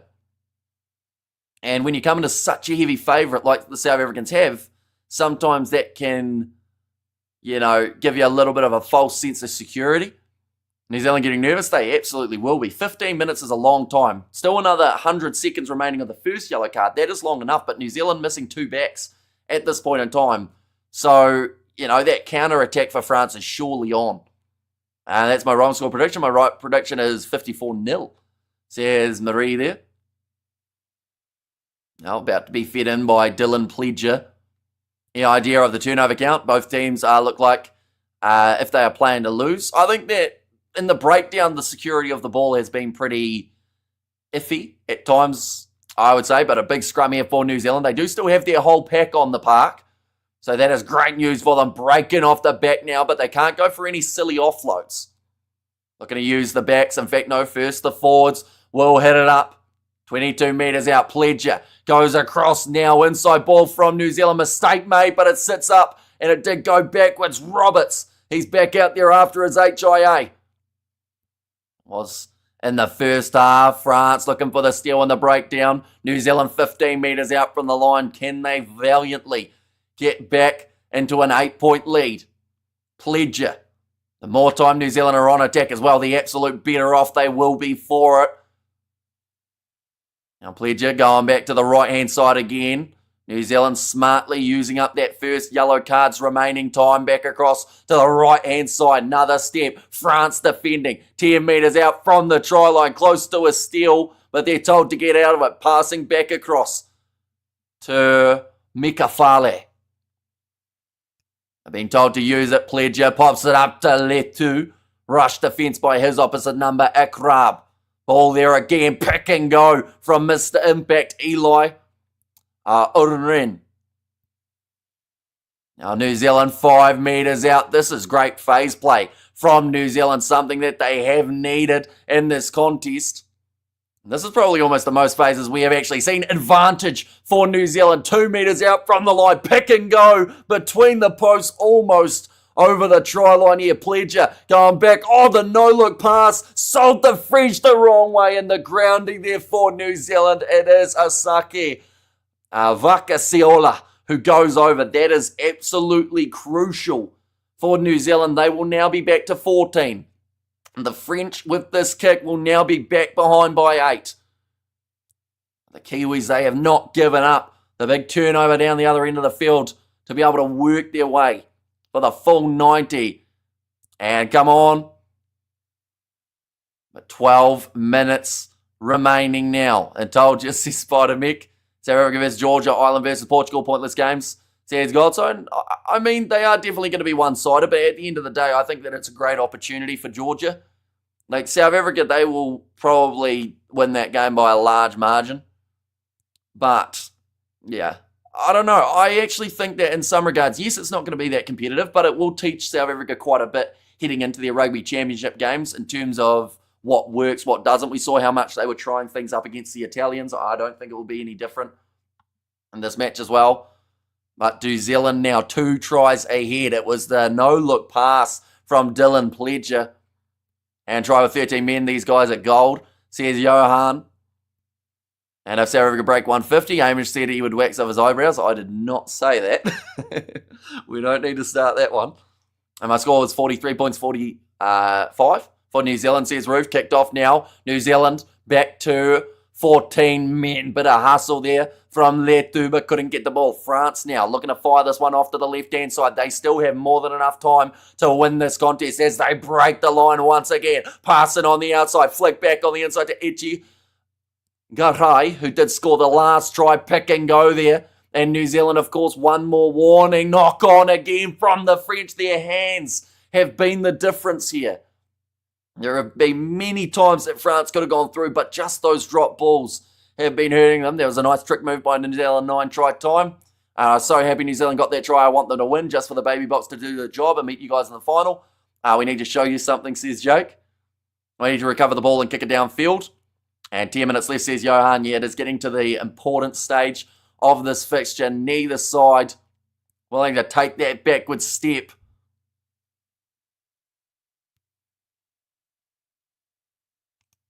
But now another change. Makrab has made his way off, I think that was. Or Akrab, sorry. And surviving with 13 men, says Rufo. Hi Hamish, I'm back on your channel. Been a while. I've been watching Vic and Vern's stream of this game. I hope that you guys are doing a preview or a review of the box. That's a penalty to New Zealand inside of their own 22. They can work their way forward. But yet we'll be doing a post-match review of both of these games on this channel. It will be a continuation of South Africa versus Argentina. So yeah, hopefully they are excited for doing that one. I have no idea how long it's going to be. We could end up chatting for a couple hours afterwards, but more than likely around that 10-15 minutes or so. Of a review of the junior box loose, then Hamish to shave the mustache. Do you think I should put it up for grabs in that one? I'm worried Argentina now, though, would go out and absolutely fire. And don't let the French let down by their fingers too much typing, says Spider Mick. But now New Zealand looking for the rolling maul. 2 minutes remaining of this yellow card period, which hasn't actually cost New Zealand just at this point in time. In fact, they have scored more tries during it. South Africa doesn't only go for big scores against the weaker teams. I'm not sure if it's intention or not, says Sue. I think it's just because so many changes happen that it takes a bit longer to gel. But I do like the fact that they're going to have a physical outing with the Georgians. You know, that Georgian forward pack are known for being strong. So I think that that's where we'll see the scrums of South Africa really get a workout, which is good because I'm sure they'll love it. Kunawave this time knocking the ball on. It's gone forward. France clean it up. Then they will knock it on. So just the 90 seconds now left with that one-man advantage. Ball kicked away by the French number 13, who has already scored. But surely that uses up more seconds. When you're down by 8, you can't really afford that. But now, that's going to be the scrum. I think if New Zealand score next, it's game over. Understandable, because South African people love to chit-chat. Says Marnus. Yeah, I mean, we filmed that video for the Springbok squad or the side prediction, but we probably chatted in a call for about 2.5, 3 hours. So, yeah, we chatted about all sorts, a whole heap of rugby, bit of YouTube as well. Now, ball going to be fed in by France for the scrum. 7 minutes left now, ladies and gents. Time is ticking away. Vainuku off the field for another 40 seconds. It's the way South Africa play. Why they don't get high scores. Says Godzone. And go for it. Then decision would be made. Says Lilia B. Now off to the left-hand side. Oh, a little bit of a ankle twister there. The tackle with Tane Harvey. The sun's starting to set. I believe that next game is going to be taking place in almost darkness, at least for the second half of it. Now rolling this back. France kicking the ball. That's an interesting tactic. They are only just out from their 22, though. But I would think when you've got one less man on the field for New Zealand, that almost looked like a man taken out off the ball. But now Kunawave thought about the pass on the outside. Now he goes there. Space for Roberts to be able to run forward. Gone for the kick in behind. New Zealand will have the line out as it did hit France. In fact, there's going to be the option of a knock-on as well, but Vainuku makes his way on. As the time 73 correct, Vic and Werner, interesting characters. They are full of energy. And I can tell you right now, it's not just on YouTube. Like, any time we were recording, they had that same energy off the stream or off the video as well. They just love sport. Now, Kunawave, he will make his way off. 6 minutes now left for New Zealand, who do have the line out, and they are back to 15. I have to say, without jinxing it, actually I'm not going to say it because I will jinx it. But I think some people with 6 minutes remaining and an 8-point lead know what I might have said. Hard but fair till the end, bros. Says Shane. And with the refs out, France still going to lose his God zone. Now ready to throw this one in there too. It's over the top and France have managed to steal the line out. Now 22 metres out from their line, looking to shift it out wide. Nice stepping coming from Ichigare. Wrestled down, little bit of a counter ruck there from New Zealand. Ball not completely safe. Oh, ball's out, gone on the side of New Zealand. Another knock on from France. Little grubber attempted. And it goes into touch, New Zealand's line out. Hello, says Andrew Fenter. Welcome in, mate. Hope you're doing extremely well. Of course, that next game, South Africa versus Argentina. It is going to be starting in around 25 minutes' time that we are starting our stream, and we are going to be doing that match on here as well. Right, Niners being sub for New Zealand. Dylan Pledger, great performance. I know that he started off a little bit slow in terms of getting to those breakdowns, but by the end of it, I feel like he certainly showed what he can do. So Jai Tamati will make his way on. And New Zealand back to 15 very soon. The sun's starting to set on France. Says Godzone. Now thrown in this time, claimed well by New Zealand. Rolling maul might be shut down there. Called as a tackle, so they have to release. Back across to the right. Now, Tamati goes to the right-hand side yet again. The more time New Zealand can take out of this game, the better. I prefer Argentina in the final. Is that in terms of facing them? I assume there's a knock-on this time from New Zealand. I need to shave again, says Andrew. And New Zealand all the way. France got no chance. And this game is good preparation for the final, says Cody there. Yeah, still 4 minutes left. I don't think Either of the, well, that's the thing. France shouldn't feel out of this just yet. I feel like a natural, says a Spider Mech. And also, we have got there, is there ever a time you're not calling a game, says Tony? Not very often, I will say, Tony, but you are the perfect person to chat to at the moment because I have a new phone and my WhatsApp is playing up. I can't see old messages on it for some reason because it's on my new phone. So, yeah, it doesn't have you in there. So, if you could you please send me a message on WhatsApp at some point so that I can see you on my new phone as well because you're one of the only few people I talk to on WhatsApp. So, yeah, either that or I'll have to try and get the old phone that's like battery dead to try and find your number. And 4 minutes is a tough ask. It is, but they have got the Scrum feed at the moment. And Tony, I watched 2 Cents Gets Distracted, says Cody. Very good podcast. And Tony definitely keeps it, or I'll say he keeps Mark on his toes is probably the better way of saying it. And what were your options on that kickoff? The South Africa versus Italy, was the ref right, or should it have been a penalty for Italy? I think that's one that's going to be debated for, honestly, okay, that's a nice message. I got so excited. But yeah, that's one that's going to be debated because some people would say it was a penalty for deliberately breaking a rule because it was fully on purpose. But then others would say, it's just a scrum. And I feel like you're not going to convince anyone who says one way the other way. Like, no matter how many times people throw facts or anything like that at them, like, it's just going to be the case that there will be a debate. But now France have got themselves the ball. So they're now about 30 metres out. Well, in fact, no, sorry, closer to 40. Even better, if your junior box lose, then Hamish has to shave his eyebrows. No, we're all right. I'll keep the eyebrows on, thanks. Now going back across to the right-hand side, that's true. New Zealand are humiliating France right now. Yeah, like France still, like they haven't been bad in this game with the exception of their handling. In fact, they've had some very good moments.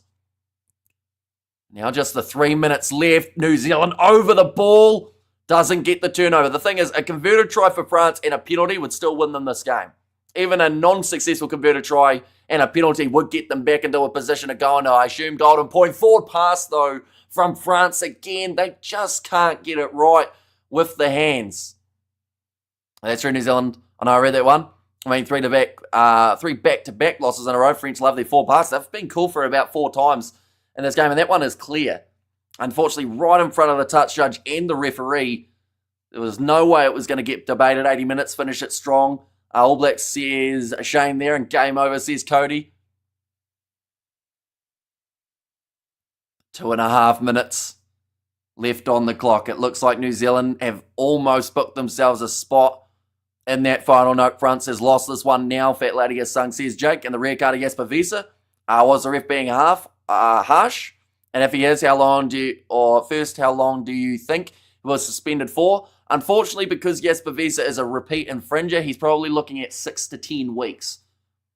Some people have said it was harsh because he didn't fully strike him as hard as some people feel Jasper Wiese could have, but it was still the intent. Like, you can't do that. Even if a guy's annoying you and he's provoking you, you're a professional athlete who should be able to control their temper, and unfortunately Wiese didn't do that, and he's going to have to suffer the consequences, which is being out for potentially the whole of the Rugby Championship. You've got to imagine if this game went into extra time. I don't actually know if they have extra time for the under-20s. Very bad, says Paul. And it is interesting, Junior Box have only won 1 title in 13 attempts. Says Swizzle, I mean, this year I think is their best chance because they look the goods. Of course, it can all change in an instant if we do see Argentina somehow cause that, what I would consider a miracle upset. Don't get me wrong, Argentina, they've had an alright tournament, but they've had a lot of close games. We have there, come on, Amish. I'd love to see those brows off. That's a bet worth taking. It just isn't, though, is it? I feel like without my eyebrows, my face would look too big. Like up top. My forehead's already big enough. So I feel like without having eyebrows, that just adds a couple inches. And, well, in fact, probably an inch from the eyes. Time says Covey. At the moment, it is sitting 2.5 minutes left. And this one, he has to just tickle the Italian player's nose with his head. Not even worth a yellow, but it's the intent. Because the thing is, World Rugby, they're going to try and stop players from thinking that they can do that if it's not very hard. So they've gone, you look like you wanted to strike him. You didn't get a lot of it, but you still tried to strike him, and we're not going to have that in our game. Old school days, Jasper Wiese threw the head, but Italian player would have thrown a couple punches, they would have shaken hands and got back on with the game. But nowadays, you just don't get that. We have got there, why are you shaving your upper eye pubes? Never heard them referred as that, but luckily I'm not. But I had to shave the beard last week because of South Africa, or not losing, but they didn't win by as much as they were supposed to, or that first test match. I said they'd win by 40. They won by 18. And are the Box playing smart rugby or deliberately manipulating rugby rules, says Lashy. Honestly, from a neutral standpoint, I think it can be considered both. But, it depends on who you talk to, because some people are firmly against the tactics we are seeing from South Africa. Some people say it's innovative. It's an opportunity to see some new stuff in the world of rugby. One moment, I'm about to sneeze, so I will very quickly mute.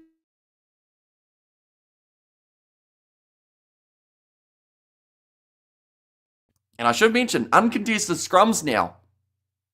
In the scenario, Baby Blacks peaked at the right time, says Swizzle, and Southern Hemisphere too good. No hope for France here, unless they score right now.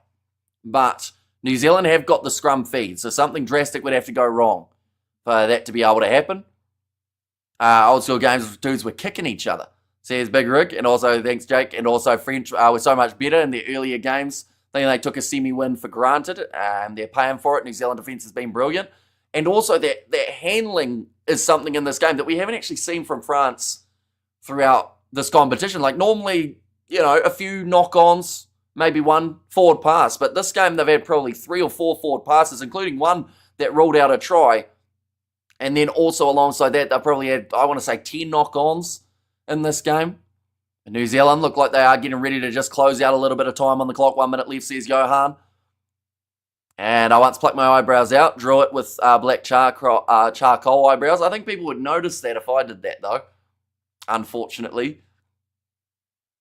It must take a lot of... Is it like when you drew on your eyebrows, Ruth? This is a very boy question because I have no idea. How long does it take before your eyebrows go away? How often do you have to draw them back on? However, there, South Africa's kickoff was against the spirit of the game, should have been a yellow. Well, that's the thing. I thought at the time it should have been a penalty for breaking the law on purpose. Since then, a lot of people have told me instead it should have just been a scrum. But I think it's just a little bit of, it depends on what side you're sitting on. From the neutral standpoint, I just didn't like the look of it. I get why they did it. They wanted to get that scrum into the game early, but with the fact that betting is such a big part of sports now, there is a betting, or actually there's quite a few ones that have the amount of scrums that you can bet on. So people have said, is it match fixing? Because, you're adding an extra scrum that wouldn't normally happen. Someone probably got rich off that scrum. Probably Rassie. No. But now 90, or in fact less than that, about 50 seconds remaining. New Zealand's still going with the pick and goes around the halfway line. That is what they've been doing for the last 2 minutes. Just going at the line, taking the phase. And now, is that an advantage to New Zealand? No, ref says it's gone backwards. The Northern Hemisphere hardly ever win anything big in rugby. Says God's Zone. Do you have an all-time favourite rugby game? In the under-20s, it was actually the one that took place this year between South Africa and New Zealand. I thought that was an entertaining game from start to finish. The fact that both sides just kept on turning over the ball. And now, pick and go again from New Zealand. 6 seconds remaining on the clock. Now passing it out wide. Now the penalty farmers. I prefer teams who try to score tries. Call me old-fashioned, says Tony. Is it going to be a talking point on the podcast, Tony? Because I know that's the thing. I did a review of the first Italian versus South Africa game, and I was quite positive about South Africa, even though they made a few mistakes. And the one that I did last time that had a bit more negative in it has gone semi-viral for the channel. It's got about 13 times more views than when I was positive about what South Africa did. So unfortunately, the controversy sadly is what people want to hear. But that one's gone into touch. New Zealand have won this game, ladies and gentlemen. France were up against a 13-man All Blacks team at times, but they hung on, and I think that Eli Odenrain off the bench, that one big turnover where he held up the French maul 5 metres out from New Zealand's line, that was actually the turning point in this matchup, because if they had scored then, I don't think New Zealand would have held on. I hope New Zealand will be as clinical as the baby box in the final, says Justin. Congratulations, New Zealand, says Lilia B there, and thank you for making a final, G's. I've been waiting for 4 years to get another final. Says Alamatasi and Kiwi are going to win the champion. Just do good. Says Megali there. And I want to say France, huge credit to them for what they've been able to do throughout this competition. Of course, this one will sting for a little bit of time for these youngsters. But group stage, they got all maximum points. Place your bets, $1 pays. If you bet France to win now, says Chris. And good job, lads. We donated France some cards, but they didn't take advantage of it, says Godzone. Yeah, unfortunately, the handling just really hurt in that one. And let's go, says Johnny. And I was congrats, Ray, well done. And the boys All Blacks, says Roof, so they are through to the final. I want a shaven cat. Like, is it one of those Siamese ones, Andre? 34 points to 26. The end score, 8 points. Hamish has lasted about 4 hours, rubbed off smudgy messy. I had the Adams family look. Oh, so the eyebrows, yeah, see, that's the thing. You'd have to draw them on with some sort of, like, water resistant, wouldn't you? Because imagine you draw on your eyebrows, then you go for a workout. Then you'd end up just having them slowly falling off. I won't call it beforehand, but let's watch the next game. I have some observations, but I won't share it until I know my team is through, says Jake. And also, Ref Owens, recon. It's a penalty to Italy, says Mr. D. Yeah, Nigel Owens said that he felt it was a penalty for law 9.7, I believe it is, which is the against the spirit of the game type of thing, deliberately doing it. But he also said that World Rugby will look at it because it's a bit of a grey area. So it'll be interesting to see what comes out of it. I don't think it's the last time we'll see a different tactic from Rassie and his side, and I think that that's something that, you know, you never know what you're going to get. But they are just showing New Zealand celebrating. France are very gutted with this. They will be playing off a third in the game around the corner. France handling errors cost them this game. They should have capitalised on those yellow cards. Credits to New Zealand's defence, says Lilia B. And I, Hamish, just got home. Yes, New Zealand, says Sakabula. And there as well. But nonetheless, I do appreciate you all very much for being here. We are, of course, going to be doing that next game with South Africa taking on Argentina. That is kicking off in only around 27 minutes. But we will be starting our live stream in 12.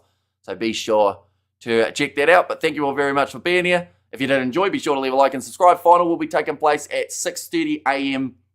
on Sunday morning New Zealand time. So pretty much straight after the Springboks play Georgia is when that one will be taking place. But yeah, we will see you all in 12 minutes time for that next match. South Africa taking on the Argentines.